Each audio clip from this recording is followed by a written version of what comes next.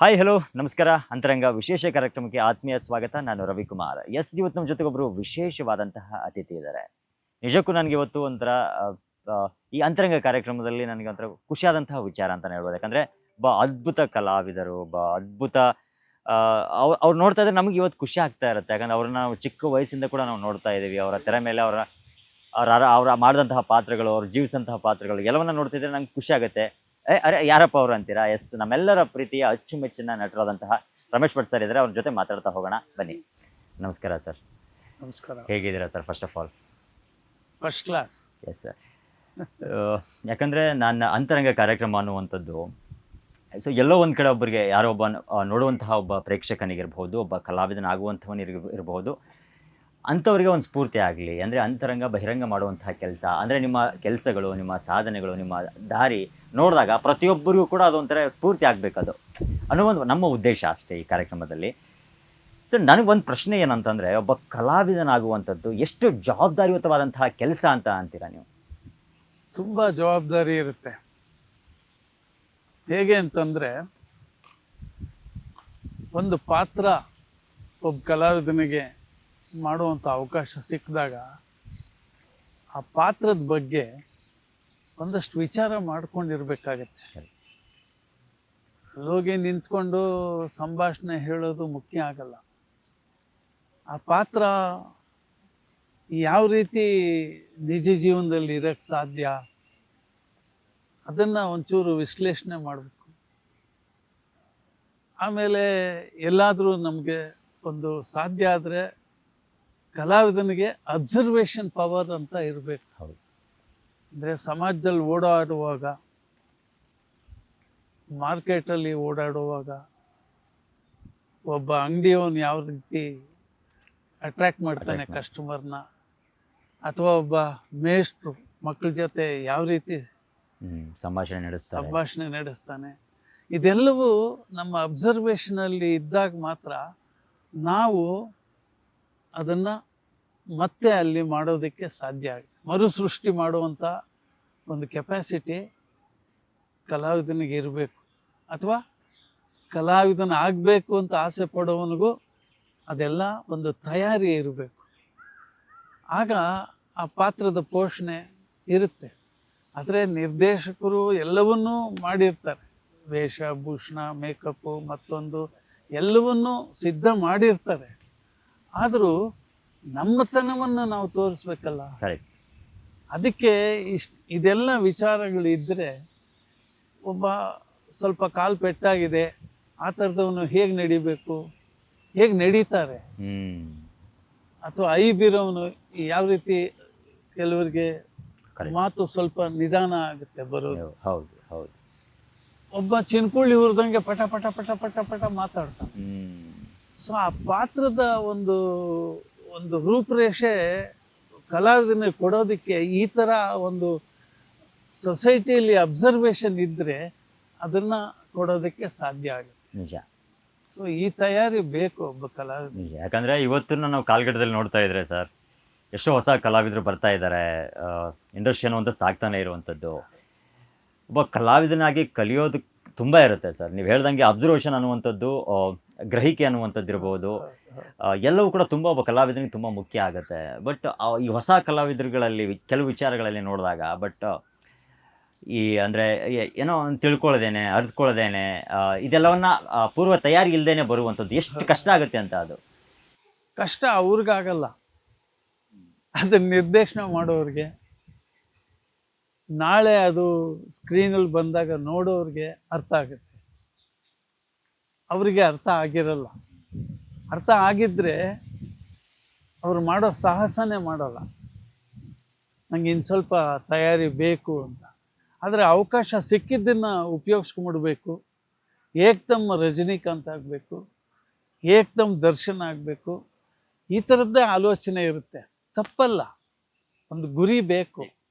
ಆದರೆ ಅದನ್ನು ಮೀರಿ ಹೋಗಬೇಕಾದ್ರೆ ಪೂರ್ವ ತಯಾರಿ, ಒಂದು ಕಾನ್ಫಿಡೆನ್ಸು ಬಿಲ್ಡಪ್ ಆಗಬೇಕು ಅವನಲ್ಲಿ. ಆ ಕಾನ್ಫಿಡೆನ್ಸು ಬಿಲ್ಡಪ್ ಆಗದೆ, ಗುರಿನೂ ಸರಿಯಾಗಿಲ್ಲದೆ ಮುನ್ನುಗ್ಗಿದಾಗ ಯಾಕೆಂದರೆ ಒಂದು ದಿವಸ 2 ದಿವಸ ಡ್ರೈವಿಂಗ್ ಏನು ಅಂತ ತಿಳ್ಕೊಂಡು ಗಾಡಿ ಹತ್ತಿ ಡ್ರೈವ್ ಮಾಡ್ದಂಗೆ ಏನಾಗುತ್ತೋ ಅದೇ ಥರ ಆಗುತ್ತೆ. ನಿಜ ಸರ್, ನಿಜ. ಇನ್ನು ಸರ್, ಪೂರ್ವ ತಯಾರಿ ಬಗ್ಗೆ ನಾವು ಮಾತಾಡ್ತಾ ಇದ್ವಿ. ಫಸ್ಟ್ ಆಫ್ ಆಲ್ ಅಂದರೆ ರಮೇಶ್ ಭಟ್ ಸರ್ ಬಂದಾಗ, ಅಂದರೆ ನೀವು ಯಾವತ್ತೂ ಹೇಳ್ತಾ ಇರ್ತೀರಾ, ನೀವು ನಾನು ಯಾವುದೂ ಪೂರ್ವ ನಿರ್ಧಾರಿತವಾಗಿ ನಾನು ಬಂದಿಲ್ಲ, ಆಕಸ್ಮಿಕವಾಗಿ ನಾನು ಬಂದೆ ಅಂತ ಹೇಳ್ತಾ ಇರ್ತೀರಾ. ಬಟ್ ಆ ಆಕಸ್ಮಿಕ ಅನ್ನುವಂಥದ್ದು ನಿಮ್ಮ ಜೀವನದಲ್ಲಿ ಪ್ಲಸ್ ಆದಂಥದ್ದು ಯಾವ ರೀತಿ ಅಂತ? ಅಂದರೆ ರಂಗಭೂಮಿಯಲ್ಲಿ ಕೆಲಸ ಮಾಡಿದ್ದೆ ನಾನು. ಅಂದರೆ ಸಿನಿಮಾಗೆ ಹೋಗಬೇಕು, ಸಿನಿಮಾದಲ್ಲಿ ನಟ ಆಗಬೇಕು, ನಾನು ಹಂಗಾಗಬೇಕು, ಆ ಥರದ್ದು ಯಾವುದೂ ಕಲ್ಪನೆ ಇರಲಿಲ್ಲ. ಬದುಕಿನಲ್ಲಿ ಏನು ಸಿಕ್ಕುತ್ತೋ ಅದನ್ನು ಮಾಡ್ಕೊಂಡು ಜೀವನ ಮಾಡ್ಕೊಂಡಿದ್ದೆ ನಾನು. ಆ ಸಿನಿಮಾ ಬರೋಕ್ಕೆ ಮುಂಚೆ ಕೂಡ ಒಂದು ಕನ್ಫೆಕ್ಷನರಿ ಶಾಪ್ ಇಟ್ಕೊಂಡು ಅದರಲ್ಲಿ ನಾನು ಬದುಕ್ತಾ ಇದ್ದೆ. ಅದು ಜೀವನ ಚೆನ್ನಾಗೇ ಇತ್ತು, ನನಗೇನು ಆ ಜೀವನದ ಬಗ್ಗೆ ಬೇಸರ ಆಗಿಲ್ಲ. ಅಚಾನಕ್ ನಾನು ಕಾರಂತರ ಜೊತೆ, ವಿ ಕಾರಂತ್ ಅವ್ರ ಜೊತೆ ಸುಮಾರು ಒಂದು 5-6 ವರ್ಷ ಅವ್ರ ಜೊತೆಲಿ ಕೆಲಸ ಮಾಡಿದೆ. ಅವರು ನಿರ್ದೇಶನ ಮಾಡಿದ ಅದ್ಭುತವಾದ ನಾಟಕಗಳಲ್ಲಿ ನಾಯಕನ ಪಾತ್ರ ಮಾಡಿದೆ. ಅವರು ಮತ್ತೆ ಆಫ್ ಬೀಟ್ ಫಿಲ್ಮ್ಸ್ ಒಂದು ದೊಡ್ಡ ಕ್ರಾಂತಿನೇ ಆಯಿತು. ವಂಶವೃಕ್ಷ, ಕಾಡು, ಖಂಡವಿದ ಕುಮಾರ್, ಹೀಗೆ. ಆಗ ನನ್ನನ್ನು ಅವರು ಆ ಸಿನಿಮಾ ಕರೀಲಿಲ್ಲ. ನನಗೇನು ಮಾಡಬೇಕು ಅಂತ ಆಸೆ ಇರಲಿಲ್ಲ. ನಾಟಕದಲ್ಲಿ ನನ್ನನ್ನು ನೋಡಿದ ಕೆಲವು ಸ್ನೇಹಿತರುಗಳು ಅವ್ರಿಗೆ, ನಿಮ್ಮನ್ನ ಯಾಕ್ರಿ ಕರೆದಿಲ್ಲ, ನಿಮ್ಮನ್ನ ಯಾಕ್ರಿ ಕರೆದಿಲ್ಲ, ನೀವ್ಯಾಕೆ ಮಾಡ್ತಾ ಇಲ್ಲ, ಈ ಥರದ ಪ್ರಶ್ನೆಗಳು ಬರ್ತಾ ಇತ್ತು. ಆಗ ಹೌದಲ್ವ, ನನ್ನ ಕರೆದೇ ಇಲ್ವಲ್ಲ ಮೇಷ್ಟ್ರು ಅಂತ. ನಾನು ನಟ ಆಗಬೇಕು ಅಂತಲ್ಲ, ಮೇಷ್ಟ್ರು ಕರೆದಿಲ್ಲ ನನ್ನ ಅಂತ ನನಗೆ ಒಂಥರ. ಸರಿ, ಮೇಷ್ಟ್ರೆ ಅಂತ ಕರೆಯೋದು, ನಾನು ಕರಿತಾ ಇದ್ದಿದ್ದು. ಮೇಷ್ಟ್ರೆ ನನ್ನ ಯಾಕೆ ಕರೆದಿಲ್ಲ?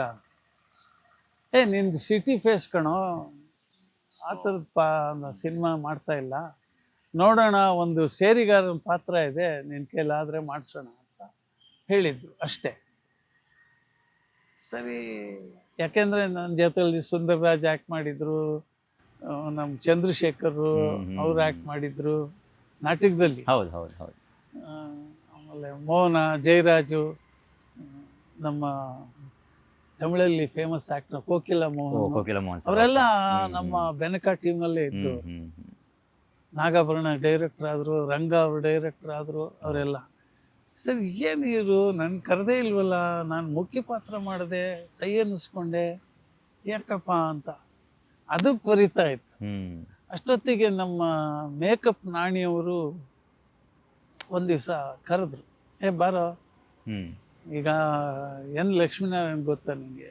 ಗೊತ್ತು ಸರ್, ಬೆಟ್ಟದು ನಾಂದಿ ಎಲ್ಲ ಮಾಡಿದ್ದಾರೆ, ಒಳ್ಳೊಳ್ಳೆ ಸಿನಿಮಾ. ಅವರೊಂದು ಸಿನಿಮಾ ಡೈರೆಕ್ಟ್ ಮಾಡ್ತಾ ಇದ್ದಾರೆ, ಒಂದು ಪ್ಲೇ ಬಾಯ್ ರೋಲ್ ಇದೆ, ಒಂದು 4 ದಿವಸ ಬರ್ತೀಯಾ? ನಾನು ಅಂಗಡಿ ಬರೋದು ಕಷ್ಟ. ನಾವೆಲ್ಲ ಇರ್ತೀವಿ, ಬಾರೋ. ಯಾಕೆಂದರೆ ಅವರು ನನಗೆ ಸುಂದ್ರು ನಾಟಕ ಗೀಟಕ ಎಲ್ಲ ಹೇಳ್ಕೊಟ್ರು. ಅದಾದಮೇಲೆ 78ರಲ್ಲಿ ಶಂಕರ್ನಾಗ್ ಸಿಕ್ಕಿದ್ರು. ಗೌರಿ ಶಂಕರ್ ನನ್ನ ಸ್ನೇಹಿತರು, ಕ್ಯಾಮ್ರಾಮನ್, ನಮ್ಮ ರಕ್ಷಿತ ತಂದೆ. ಅವ್ರಿಗೆ ನಾನು ಪರಿಚಯ ಇದ್ದೆ, ನಮ್ಮ ನಾಟಕಗಳೆಲ್ಲ ನೋಡಿದ್ರು. ಶಂಕರ್ನಾಗ್ಗೆ ಬೆಂಗಳೂರಲ್ಲಿ ನಾಟಕ ತಂಡ ಮಾಡಬೇಕು ಅಂತ ಒಂದು, ರಂಗಭೂಮಿ ಬಿಟ್ಟು ಇರೋಕ್ಕಾಗಲ್ಲ, ಇಲ್ಲೊಂದು ತಂಡ ಮಾಡಲೇಬೇಕು ಅಂತ. ಆವಾಗ ಗೌರಿ ಶಂಕರ್ಗೆ ಹೇಳಿ, ರಮೇಶ್ ಅಂತ ಹುಡುಗ ಇದ್ದಾನೆ, ಅವನ್ನ ಕರಿ, ಅವನು ಎಫಿಷಿಯೆಂಟು, ಸಿಗ್ತಾನೆ ನಿಂಗೆ. ಸರಿ, ಆಗ ಶಂಕರ್ನಾಗ್ ಸಿಕ್ಕಿದ್ರು. ಶಂಕರ್ನಾಗ್ ಕರೆದಿದ್ದು ಮಿಂಚಿನ ಓಟಲ್ಲಿ ಮ್ಯಾನೇಜರ್ ಕೆಲಸಕ್ಕೆ. ಓಕೆ, ಅವರೇ ನಿರ್ಮಾಣ ಸಂಸ್ಥೆ ಆರ್ಗನೈಸ್ ಮಾಡೋದು ಸ್ವಲ್ಪ. ಸರಿ ಆಯಿತು ಅಂದೆ. ಆಮೇಲೆ ಸುಂದರ ಕೃಷ್ಣ ಅರಸ್ ಅವರು ಪಾತ್ರ ಮಾಡಬೇಕಾಗಿತ್ತು. ಸೊ ಅವರು ತುಂಬ ಬ್ಯುಸಿ. ಈ ಮಿಂಚಿನ ಓಟ ಓಡ್ಕೊಂಡೇ ಹೋಗೋದು, ಧಾರವಾಡ, ಕಾರವಾರ, ಬೆಳಗಾಮು, ಎಲ್ಲ ಕಡೆ ಚೇಸ್ ಮಾಡ್ಕೊಂಡು ಹೋಗುವಂಥ. ಸರಿ, ಅವ್ರು ಸಿಕ್ಕಲಿಲ್ಲ. ಕಡೆಗೆ ನೀನೇ ಮಾಡು ಅಂತಂದು. ನಾನು ಹೇಳಿದೆ, ಇಲ್ಲ ನಂಗೆ ದೊಡ್ಡ ಕನಸಿದೆ, ಹೋಗಿದ್ದು ಯಾವುದೋ ಗ್ರೇ ಎಲ್ಲ ಹಚ್ಬಿಟ್ಟು ನಾ ಮಾಡಲ್ಲ ಅಂತ. ಅವ್ರು ಹೇಳಿದ್ರೆ, ಇಲ್ಲ ಇಂಗ್ಲೀಷ್ ಆ್ಯಕ್ಟರ್ ಥರ ಇದೆಯಾ ಕಣೋ, ನೀನು ಮಾಡು ಹೇಳಿ ಫೋಟೋ ಶೂಟ್ ಎಲ್ಲ ಮಾಡಿದ್ರು. ಒಂದು 300 ರೂಪಾಯಿ ಚುಟ್ಟ ಎಲ್ಲ ತರಿಸಿದ್ರು ನನ್ನ ಫೇಸ್ಗೆ ಯಾವ್ದು ಸೂಟ್ ಆಗುತ್ತೆ ಅಂತ. ಸೊ ಆಮೇಲೆ ಆ ಮಿಂಚಿನ ಓಟ ಮಾಡಿದೆ. ಮಿಂಚಿನ ಓಟ ಒಳ್ಳೆ ಹೆಸರು ತಂದು ಕೊಡ್ತು. ನಿಜ ನಿಜ, ಅದ್ಭುತವಾದ ಸಿನಿಮಾ ಸರ್ ಅದು. ಹಿರಿಯರ ಮಧ್ಯೆ ಮೆರೆದ ಕಿರಿಯ ಅಂತ ಹೆಡ್ಡಿಂಗ್ ಹಾಕಿ ರಿವ್ಯೂಸ್ ಎಲ್ಲ ಬರೆದ್ರು. ಅದಾದ್ಮೇಲೆ ಹಾಗೆ ಶುರುವಾಯಿತು ಆ ಸಿನಿಮಾ ಈ ಸಿನಿಮಾ ಅಂತ. ಶಂಕರ್ನಾಗ್ ಬ್ಯುಸಿ ಆದರು. ಶಂಕರ್ನಾಗ್ ಜೊತೆ ನಾಟಕಗಳು, ಸಂಕೇತ್ ಅಂತ ನಾಟಕ ತಂಡ ಮಾಡಿದ್ವಿ. ಆ ತಂಡದಲ್ಲಿ ಒಳ್ಳೊಳ್ಳೆ ನಾಟಕಗಳು. ಸರ್, ಈಗ ಶಂಕರ್ ಸರ್ಗೆ ನೀವು ಹೇಳ್ದಂಗೆ ರಂಗಭೂಮಿ ಮೇಲೆ ತುಂಬ ಅಪಾರವಾದಂತಹ ಒಲವು. ಹೌದು. ಈ ಸಂಕೇತ ಅನ್ನುವಂಥದ್ದು ಶುರುವಾದದ್ದು ಅಂದರೆ ಈಗ ಅಂದರೆ ನಮ್ಮ ಅವತ್ತಿನ ಕಾಲಘಟ್ಟದಲ್ಲಿ ನಮ್ಮಲ್ಲಿ ಯಾವುದೇ ರೀತಿಯಾದಂಥದ್ದು ಸಂಸ್ಥೆಗಳು ಮತ್ತು ಈ ಥರದ್ದು ಸ್ಟುಡಿಯೋ ಥರ ಯಾವುದೂ ಇರಲಿಲ್ಲ. ಹೌದು. ಬಟ್ ಅದನ್ನು ಎಲ್ಲ ಚೆನ್ನಾಗಿ ಹೋಗಬೇಕಾಗಿತ್ತು, ಎಲ್ಲವನ್ನ ಮಾಡಬೇಕಾಗಿತ್ತು. ಬಟ್ ಯಾಕೆ ಅವ್ರ ಮೈಂಡಿಗೆ ಬಂತದು? ಅಂದರೆ ಏನಾದರೂ ಆ ಥರದ್ದು ಏನೋ ಘಟನೆಗಳು ನಡೆದ್ವಾ, ಅಥವಾ ಇಲ್ಲ ನಮ್ಮ ಕರ್ನಾಟಕದಲ್ಲಿ ನಮ್ಮ ಕನ್ನಡ ಸಿನಿಮಾಗಳು ಇಲ್ಲೇ ನಡಿಬೇಕಂತ ಅವ್ರಿಗೇನಾದರೂ ಇತ್ತಾ ಅಂತ? ಇಲ್ಲ, ಆ ಥರ ಇಲ್ಲ. ಒಂದು ಅನುಕೂಲ ಇರಲಿಲ್ವಲ್ಲ. ಅವನು ಒಂದೇ ಕೆಲಸ ಮಾಡ್ಕೊಂಡು ನಂಬ್ಕೊಂಡು ಇದ್ದವನಲ್ಲ. ಅವನ ತಲೆಯಲ್ಲಿ 10 ವಿಚಾರಗಳು ಓಡ್ತಾ ಇರುತ್ತೆ. ಯಾವುದೋ ಒಂದು ನಾಟಕದ ರೀಡಿಂಗಿಗೆ ಇಲ್ಲಿ ಕಲಾವಿದರು, ಇಲ್ಲಿ ನಿರ್ದೇಶಕರು ಎಲ್ಲರನ್ನೂ ಕರೆಯೋದು, ಆ ನಾಟಕದ ರೀಡಿಂಗ್ ಮಾಡಿಸೋದು, ಅಥವಾ ಒಂದು ಆ್ಯಡ್ ಫಿಲಮ್ ಮಾಡೋದು. ಈ ಥರದ್ದು ಒಂದು ಆ್ಯಕ್ಟಿವ್ ಅಂದರೆ ತುಂಬ ಆ್ಯಕ್ಟಿವ್. ಐಡ್ಲಾಗಿ ಮೈಂಡನ್ನು ಬಿಡಲ್ಲ. ಅದಿಲ್ಲದೆ ಇದ್ದರೂ ಒಂದಷ್ಟು ತಿಂಗಳಿಗೆ ಒಂದು 4-5 ಸಾವಿರ ರೂಪಾಯಿ ಪುಸ್ತಕ ತಗೊಂಡು ಓದೋವಂಥ ಅಭ್ಯಾಸ. 50 ಸಿನಿಮಾ ತನಕ ಆಗ್ತಾಯಿತ್ತು. ಚೆನ್ನೈಗೆ ಹೋಗೋದು ಬರೋದು ಇದೆಲ್ಲ ಕಷ್ಟದ ಕೆಲಸ. ಇಷ್ಟು ಸಿನಿಮಾ ದುಡ್ಡು ಅಂದರೆ ಕಾರ್ ಡ್ರೈವರ್ಸು, ಫೈಟರ್ಸು, ಡ್ಯಾನ್ಸ್ ಎಲ್ಲರೂ ಮದ್ರಾಸಲ್ಲಿ ದುಡ್ಡು ಹಾಕಿ ಮಾಡ್ತಾ ಇದ್ದೀವಿ. ಅದೆಲ್ಲ ಇಲ್ಲೇ ಆದರೆ ಇಲ್ಲೇ ಸಿಗುತ್ತಲ್ಲ. ಸೊ ಸ್ಟುಡಿಯೋ ಒಂದೇ ಅಲ್ಲ, ಇಲ್ಲಿ ಫೈಟರ್ಸ್ನ ತಯಾರು ಮಾಡಿದ್ರು, ಮ್ಯೂಸಿಷಿಯನ್ಸ್ನ ತಯಾರು ಮಾಡಿದ್ರು. ಸೊ ಹಂಗಾಗಿ ಇಲ್ಲೇ ಶುರು ಆಯಿತು. ಹಂಸಲೇಖ ಸಹಾಯ ಮಾಡಿದ್ರು, ವೈದ್ಯನಾಥ್ ಸಹಾಯ ಮಾಡಿದ್ರು. ಅಷ್ಟೊತ್ತಿಗೆ ಮಾಲ್ಗುಡಿ ಡೇಸಿಗೆ ಮ್ಯೂಸಿಕ್ಕು, ಡಬ್ಬಿಂಗು ಎಲ್ಲ ಶುರು ಮಾಡಿದ್ರು. ಹಂಗಾಗಿ ಅವನಿಗೆ ಆಸೆ ಆಯಿತು. ಇಲ್ಲ, ನಿಜ ಸರ್. ಯಾಕಂದರೆ ನಮ್ಮ ಕರ್ನಾಟಕದಲ್ಲಿ ಯಾಕಂತಂದರೆ ಸಾಕಷ್ಟು ನಮ್ಮದೇ ಆದಂತಹ ಕೊಡುಗೆಗಳಿದೆ. ನಮ್ಮದೇ ಆದಂತಹ ಇಲ್ಲಿ ಕಲಾವಿದರುಗಳ ದಂಡುಗಳು ಅಷ್ಟಿದೆ. ಎಲ್ಲವನ್ನ ಬಿಟ್ಟು ನಾವು ಅಲ್ಲಿಗೆ ಹೋಗಿ ಅದೆಲ್ಲ ಮಾಡಿಕೊಂಡು ಅಂದರೆ ಟೈಮ್ ಅನ್ನುವಂಥದ್ದು ನೋಡಿ, ಆ ಟೈಮಲ್ಲಿ ಅವ್ರು ಯೋಚನೆ ಮಾಡಿರುವಂಥದ್ದು ಎಷ್ಟು, ಈ ಸಮಯ ಅನ್ನುವಂಥದ್ದು ಎಷ್ಟು ಮುಖ್ಯ ಆಗಿರುತ್ತೆ ಅನ್ನುವಂಥದ್ದು. ಯಾಕಂದರೆ ಇಲ್ಲಿಂದ ಅಲ್ಲಿಗೆ ಹೋಗುವಂಥದ್ದು ಆ ಒಂದು ಸಮಯದಲ್ಲಿ ನಾವು ಇನ್ನೂ ಏನಾದರೂ ಮಾಡ್ಬೋದಲ್ಲ ಅನ್ನೋ. ಯಾಕಂದರೆ ಪ್ರತಿಯೊಬ್ಬರು ಹೇಳ್ತಾ ಇದ್ದಾರೆ ಸರ್, ಯಾಕಂದರೆ ಶಂಕರ್ ಸರ್ ಬಗ್ಗೆ. ಯಾಕಂದರೆ ಅವರು ತುಂಬ ಹತ್ತಿರದ ಒಡನಾಡಿಯಾಗಿ ನೀವಿರೋದ್ರಿಂದ. ಇನ್ನು ನಮ್ಮ ಕನ್ನಡ ಚಿತ್ರರಂಗದಲ್ಲಿ ಟೆಲಿವಿಷನ್ ಇಂಡಸ್ಟ್ರಿಯಲ್ಲಿ ಮಾಲ್ಗುಡಿ ಡೇಸ್ ಅನ್ನುವಂಥದ್ದೇ ಒಂದು ಮೈಲುಗಲ್ಲಿದು. ಹೌದು. ಸೊ ಯಾಕೆ ಮರೆಯೋಕ್ಕಾಗಲ್ಲ, ಇವತ್ತಿಗೂ ನಾವು ಮರೆಯೋಕ್ಕಾಗಲ್ಲ. ಅಂತಹ ಅದ್ಭುತವಾದಂತಹ ಭಾರತದ ಅಷ್ಟು ಭಾಷೆಗೆ ಡಬ್ ಆಗಿರುವಂತಹ ಸಿರೀಸ್ ಅದು. ಮರಾಠಿ, ಗುಜರಾತಿ, ಮಲಯಾಳಂ, ತೆಲುಗು, ತಮಿಳು ಎಲ್ಲ ಲ್ಯಾಂಗ್ವೇಜ್ಗೂ ಡಬ್ ಆಗಿದೆ. ಅವತ್ತು ಏನು ಸರ್ ಅಂದರೆ ಅವ್ರ ಉದ್ದೇಶ ಅಂದರೆ, ಇವಾಗ ನೀವು ನೋಡ್ತಿರ್ತೀರಲ್ವ ಸರ್, ಈಗ ಅಂದರೆ ತುಂಬ ಒಡನಾಡಿಯಾಗಿ ನೀವು ನೋಡ್ತಾ ಇದ್ದಂಗೆ ಅವರ ಒಂದು ದೂರದೃಷ್ಟಿ. ಅಂದರೆ ನಂದು ಈ ಥರದ್ದು ಇದೇ ನನ್ನ ಉದ್ದೇಶ, ನಾನು ಇದನ್ನೇ ಮಾಡಬೇಕು, ನಾನು ಏನೋ ಒಂದು ಸಮಾಜಕ್ಕೆ ಒಳ್ಳೇದು ಮಾಡಬೇಕು ಅನ್ನೋದು ಅದನ್ನ ಬಾಯಲ್ಲಿ ಹೇಳ್ತಾ ಇರಲಿಲ್ಲ. ಸಮಾಜಕ್ಕೆ ಒಳ್ಳೇದು ಮಾಡ್ಬೇಕು ನಾನು ಅಂತ ಅದೆಲ್ಲ ಇಲ್ಲ. ಓಕೆ. ಈಗ ರಮೇಶ್, ನೀನು 8 ದಿವಸ ಏನಪ್ಪ ಇದೆ, ನಾಡಿದ್ದಿಂದ 8 ಡೇಸ್ ಯಾಕೆ, ನೀನು ಫ್ರೀ ಇದೆಯಾ ಹೇಳು. ಫ್ರೀ ಇದ್ದೀನಿ. ಸರಿ, ದಾಸ್ ಕರ್ಕೋ ಕಾರು, ಈ ಕಡೆ ಮಂಡ್ಯದಿಂದ ಕೂರ್ಗ್ವರೆಗೂ ಹೋಗು. 2 ಎಕರೆ ಯಾರ್ಯಾರು ಕೊಡ್ತಾರೆ, ಏನು ರೇಟ್ ಇದೆ ಎಲ್ಲ ನೋಟ್ ಮಾಡ್ಕೊಂಬ. ಏನಕ್ಕೆ? ಒಂದು 100 ಬೆಡ್ ಹಾಸ್ಪಿಟಲ್ ಮಾಡ್ಬೇಕು, ಚೈನ್ ಆಫ್ ಹಾಸ್ಪಿಟಲ್. ಓಕೆ. ಅವ್ರು ಎಷ್ಟು ಬ್ಯುಸಿ ಅಂದರೆ, ಶೂಟಿಂಗ್ ಬಂದರೆ ಅಲ್ಲಿ ಮೇಕಪ್ ರೂಮ್ ಇದ್ರೆ ಅಲ್ಲಿ ಹೋಗಲ್ಲ. ಕರಿಯೋನ ಇಲ್ಲೇ, ಕರಿಯೋನ ಇಲ್ಲೇ, ಬಟ್ಟೆ ಬಿಚ್ಚಿದ್ರು ಅಲ್ಲೇ ಹಾಕ್ಕೊಂಡ್ರು, ಜನ ನೋಡ್ತಾ ಇದ್ದಾರೆ. ಆ ಥರದ್ದು ಏನೂ ಇಲ್ಲ. ಅಷ್ಟು ಫಾಸ್ಟ್ ಮಾಡಿಬಿಟ್ಟು ನಾನು 3 ಗಂಟೆಗೆ ಹೋಗ್ಬೇಕು, ಬೇಗ ಮುಗಿಸಿ ಅಂತ ಅವನೇ ಹೇಳಿ ಹೊಟ್ಟೋಗೋದು. ಅಂದರೆ ಆ ಸ್ಪೀಡ್ ಅನ್ನೋದು ಅವ್ರನ್ನ ಅಷ್ಟು ಕೆಲಸ ಮಾಡಿಸ್ತಿತ್ತು. ಅಂದರೆ ತುಂಬ ದೊಡ್ಡ ಕ್ರಿಯೇಟರ್. ಈಗ ಮಾತಾಡ್ತಾ ಇದ್ದಂಗ್ಲೆ, ಇದು ಪಾರ್ಕ್ ಅಲ್ವಾ, ಮಕ್ಕಳು ಆಟ ಆಡ್ತಾ ಇರ್ಬೇಕು ಇಲ್ಲಿ ಬ್ಯಾಕ್ಗ್ರೌಂಡಲ್ಲಿ, ಒಂದು 15 ಜನ ಮಕ್ಕಳನ್ನ ಕರ್ಕೊಂಬನ್ನಿ ಅಂತಾರೆ. ಒಂದು ಏನೋ ಮಾತಾಡಬೇಕು. ಯಾಕೆ ಅಂತಂದ್ರೆ ಆಂಬಿಯನ್ಸ್ ಬೇಕು ಅಂತ. ಮಾಲ್ಗುಡಿ ಡೇಸ್ ಗೆದ್ದಿದ್ದೆ ಅಲ್ಲಿ.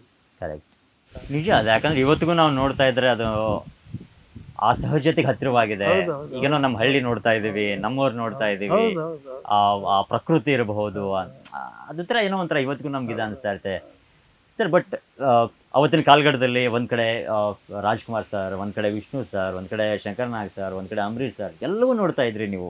ಎಲ್ಲರ ಜೊತೆ ಅಷ್ಟೇ ಉತ್ತಮ ಬಾಂಧವ್ಯವನ್ನು ಹೊಂದ್ಕೊಂಡಿದ್ದಂತ ಹೌದು ನೀವು. ಹೌದು. ಸೊ ಹೆಂಗಿತ್ತು ಸರ್ ಆ ವಾತಾವರಣ ಅಂತ?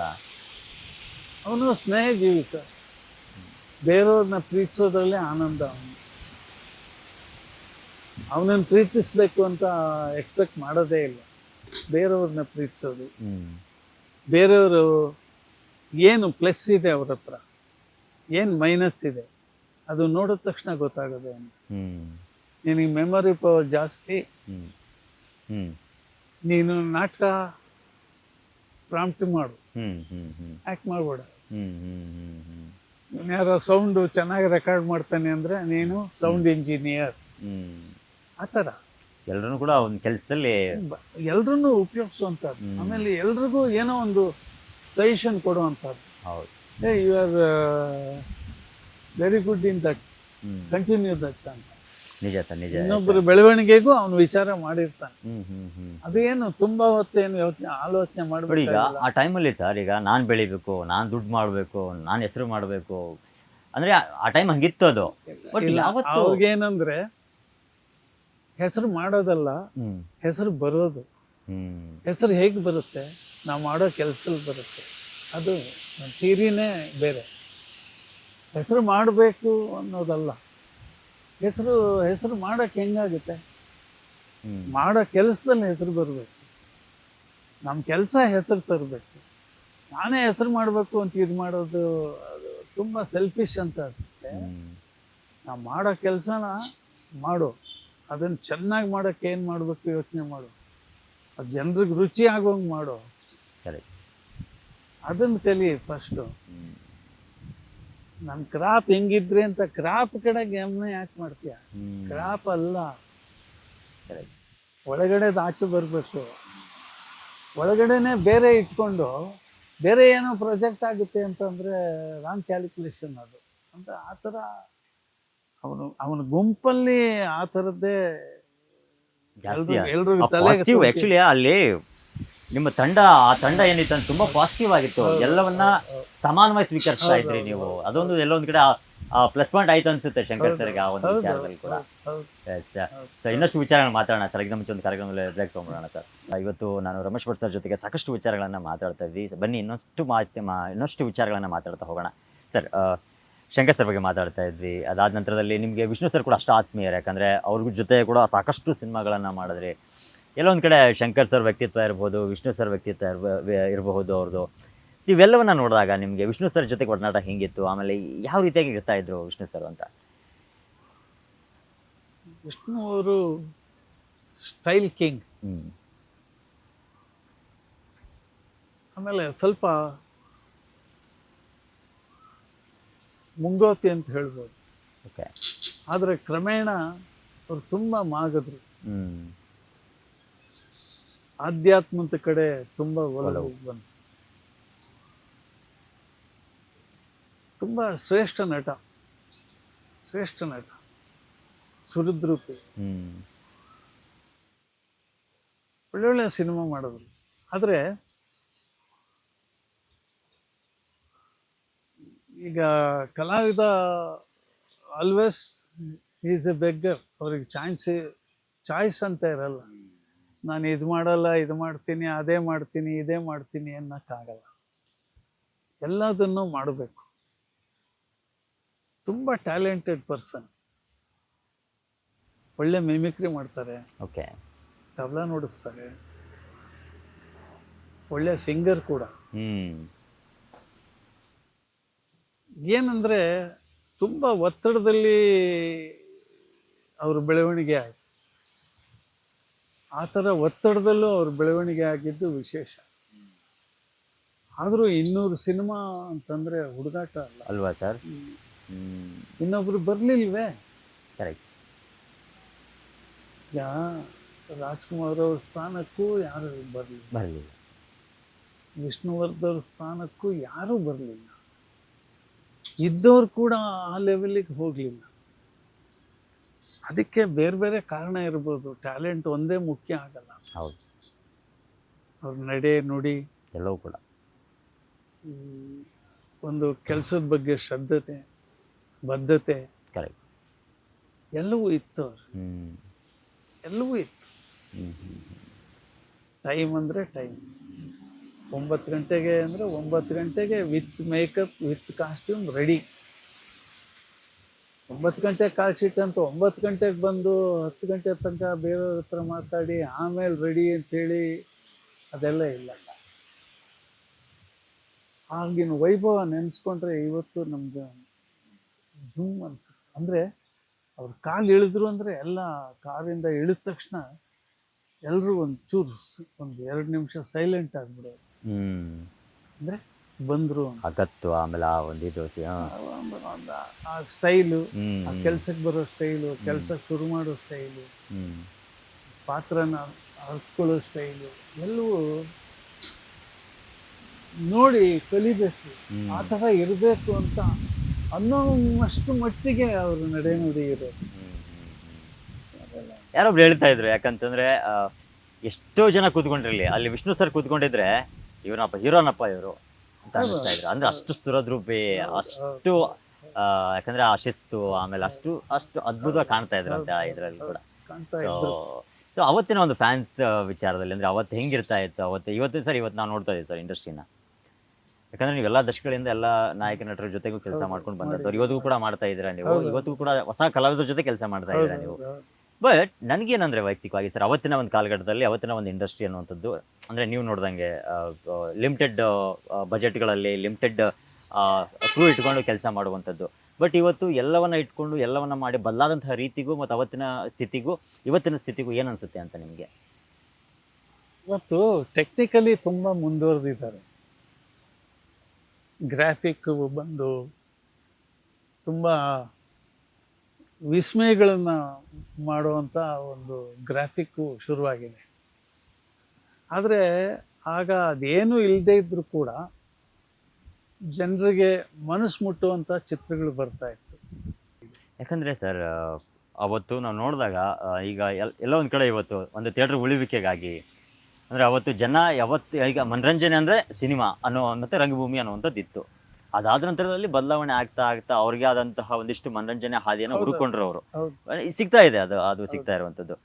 ಬಟ್ ಹೊಸ ನಟರು, ಇವತ್ತಿನ ನಟರ ಬಗ್ಗೆ ಯಾಕಂದರೆ ಅವ್ರ ಜೊತೆ ಕೆಲಸ ಮಾಡಿರೋದ್ರಿಂದ ನಾನು ಕೇಳ್ತಿರುವಂಥದ್ದು, ಅವತ್ತಿನ ಕಲಾವಿದರು ಇರ್ಬೋದು, ಅವರ ಒಡನಾಟ ಇರ್ಬೋದು, ಅವರ ಬಾಂಡಿಂಗ್ಗಳಿರ್ಬೋದು, ಅವತ್ತು ಶಂಕರ್ ನಾಗ್ ಸರ್ ಇರ್ಬೋದು, ವಿಷ್ಣು ಸರ್ ಇರ್ಬೋದು, ಅಂಬರೀಶ್ ಸರ್ ಇರ್ಬೋದು, ರವಿಚಂದ್ರನ್ ಸರ್ ಅವರು ಎಲ್ಲವನ್ನ ಕೂತ್ಕೊಂಡಾಗ ಅವರವರಲ್ಲಿ ಒಂದಿಷ್ಟು ಕೋರ್ಡಿನೇಷನ್ಸ್ ಇರ್ತಾ ಇತ್ತು. ಸೊ ಇವತ್ತಿನ ಸೆಲೆಬ್ರಿಟಿಗಳನ್ನು ನೋಡಿದಾಗ ನೀವು ಎಲ್ಲೋ ಒಂದು ಕಡೆ ಅವರು ಎಲ್ಲೋ ಒಂದು ಕಡೆ ಒಟ್ಟಿಗೆ ಕೂಡ್ತಾ ಇಲ್ಲ, ಕೂತ್ಕೊಂಡು ಮಾತಾಡ್ತಾ ಇಲ್ಲ, ಚರ್ಚೆಗಳಾಗ್ತಾ ಇಲ್ಲ, ಸಭೆಗಳಾಗ್ತಾ ಇಲ್ಲ. ಈ ವಿಚಾರದಿಂದ ನಮ್ಮ ಚಿತ್ರರಂಗ ಎಲ್ಲೋ ಒಂದು ಕಡೆ ಕುಗ್ತಾ ಇದೆ ಅಂತ ಅನಿಸುತ್ತಾ ನಿಮಗೆ? ಇಲ್ಲ, ಅದು ಒಂದು ಕಾರಣ ಇರ್ಬೋದು. ಯಾಕೆಂದರೆ ಅವತ್ತು ಕ್ಯಾರವನ್ ಇರಲಿಲ್ಲ. ಇವತ್ತು ಒಂದು ದೊಡ್ಡ ಬಡ್ಜೆಟ್ಟಿನ ಸಿನಿಮಾ ಅಂತಂದರೆ ಮಿನಿಮಮ್ 5-6 ಕ್ಯಾರವನ್ ಇರುತ್ತೆ. ಡೈರೆಕ್ಟರ್ ಡಿಪಾರ್ಟ್ಮೆಂಟ್ಗೆ ಒಂದು ಕ್ಯಾರವನ್, ಆರ್ಟಿಸ್ಟ್ಗಳದೇ ಬೇರೆ ಬೇರೆ ಆರ್ಟಿಸ್ಟ್ಗಳು ಬೇರೆ ಬೇರೆ ಕ್ಯಾರವನ್ನು, ಹೀರೋಗೊಂದು ಕ್ಯಾರವನ್ನು, ಹೀರೋಯಿನ್. ಅಂದರೆ ಸೀನು ಪೂರ್ತಿ ಆಗೋವರೆಗೂ ಅಲ್ಲೇ ಇರಲ್ಲ. ಅವ್ರ ಶಾಟ್ ಮುಗಿದ ತಕ್ಷಣ ಹೋಗ್ತಾರೆ, ನೆಕ್ಸ್ಟ್ ಶಾಟ್ಗೆ ಹೋಗಿ ಕರಿಬೇಕು. ಮುಂಚೆ ಆಗಿರಲಿಲ್ಲ.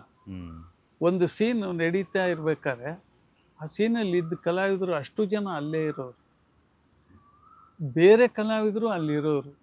ಏನಕ್ಕೆ ಅಂತಂದರೆ ಇವರು ಯಾವ ರೀತಿ ಮಾಡ್ತಾರೆ, ಅದಕ್ಕೆ ಕೌಂಟ್ರ್ ಇವರು ಹೇಗೆ ಮಾಡ್ತಾರೆ, ಇದು ತುಂಬ ಇಂಟ್ರೆಸ್ಟಿಂಗ್ ಸೀನ್, ಇದು ಹೆಂಗೆ ಮಾಡ್ತಾರೆ, ಈ ಒಂದು ಕ್ಯೂರಿಯಾಸಿಟಿ ಇಡೀ ತಂಡಕ್ಕೆ ಇರೋದು.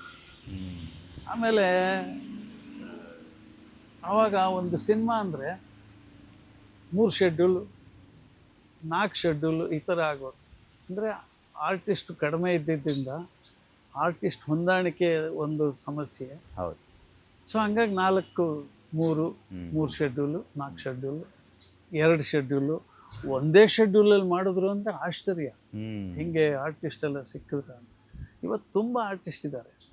ಆಮೇಲೆ ಅವತ್ತೆಲ್ಲ ಆರ್ಟಿಸ್ಟ್ನ ಇಟ್ಕೊಂಡು ಕ್ಯಾರೆಕ್ಟರ್ನ ಡೆವಲಪ್ ಸೃಷ್ಟಿ ಮಾಡ್ತಾ ಮಾಡ್ತಾ ಇದ್ರು. ಹ್ಮ್ ಇದು ಈ ಪಾತ್ರ ಬಾಲಣ್ಣ ಮಾಡಿದ್ರೆ ಚೆನ್ನಾಗಿರುತ್ತೆ ಅಂದರೆ ಬಾಲಣ್ಣಂಗೆ ಏನೇನು ಮಾಡ್ಬೋದು ಅದನ್ನು ಮಾಡೋರು. ಹ್ಮ್ ನರಸಿಂಹರಾಜ್ ಅವ್ರು ಪಾಠ ಮಾಡ್ತಾರೆ ಅಂದರೆ ನರಸಿಂಹರಾಜ್ ಅವರು ಏನೇನು ಮಾಡ್ತಾರೆ ಅದ್ರ ಬಗ್ಗೆನೇ ಒಂದಷ್ಟು ಸೃಷ್ಟಿ ಅವರಲ್ಲಿ ತಯಾರಿಯಾಗಿ ಅದನ್ನು ಕೊಡೋರು. ಅದಕ್ಕೆ ಆ ಕಲಾವಿದರು ಅದಕ್ಕೆ ಇನ್ನಷ್ಟು ಕಾಂಟ್ರಿಬ್ಯೂಷನ್ ಮಾಡೋರು ಆ ಪಾತ್ರಕ್ಕೆ. ಹ್ಮ್ ಹ್ಮ್ ಹ್ಮ್ ಹ್ಮ್ ಇವತ್ತು ಅಷ್ಟೊಂದು ಕೆಲಸ ಮಾಡೋರು ಇಲ್ಲ. ಅಂದರೆ 10 ದಿವಸ ಶೆಡ್ಯೂಲ್ ಅಂದರೆ ನೀನೊಂದು 5 ದಿವಸ ಇರಪ್ಪ, ಜೊತೆಲಿ 6 ದಿವಸ ಇರಪ್ಪ ಅನ್ನೋದು. ಇವತ್ತು ಹಂಗಲ್ಲ, ಡೈಲಿ ಪೇಮೆಂಟ್ ಬಂದ್ಬಿಡ್ತು. ಹೌದು. ಡೈಲಿ ಪೇಮೆಂಟ್ ಬಂದ ತಕ್ಷಣ ಪ್ರೊಡ್ಯೂಸರ್ ಏನು ಮಾಡಿದ್ರು, 6 ದಿವಸ ಯಾಕ್ರಿ, ಒಂದು 4 ದಿವಸಲ್ಲಿ ಮುಗಿಸ್ರಿ ಅವ್ರದ್ದು. ಹ್ಮ್ ಸೊ 4 ದಿವಸಲ್ಲಿ ಮಾಡ್ಬೇಕಾ ಪೊಲೀಸ್ ಆಫೀಸರು ಮನೆಗೆ ಬಂದು ಅರೆಸ್ಟ್ ಮಾಡಬೇಕು. ಮನೆ ಬೇಕಲ್ಲ, ಹೌದು. ಮನೆ ಪೇಮೆಂಟ್ ಬೇಕು. ಅದ್ಯಾಕೆ ಪಾರ್ಕಲ್ಲೇ ಮಾಡಿಬಿಡೋಣ, ಪಾರ್ಕಲ್ಲಿ ಒಂದು ಸೀನ್ ಮಾಡ್ತಾ ಇರ್ತೀವಲ್ಲ, ಹ್ಮ್ ಇದೊಂದು ಪುಟ್ ಸೀನ್ ತಾನೆ, ಇಲ್ಲೇ ಮಾಡಿಬಿಡೋಣ.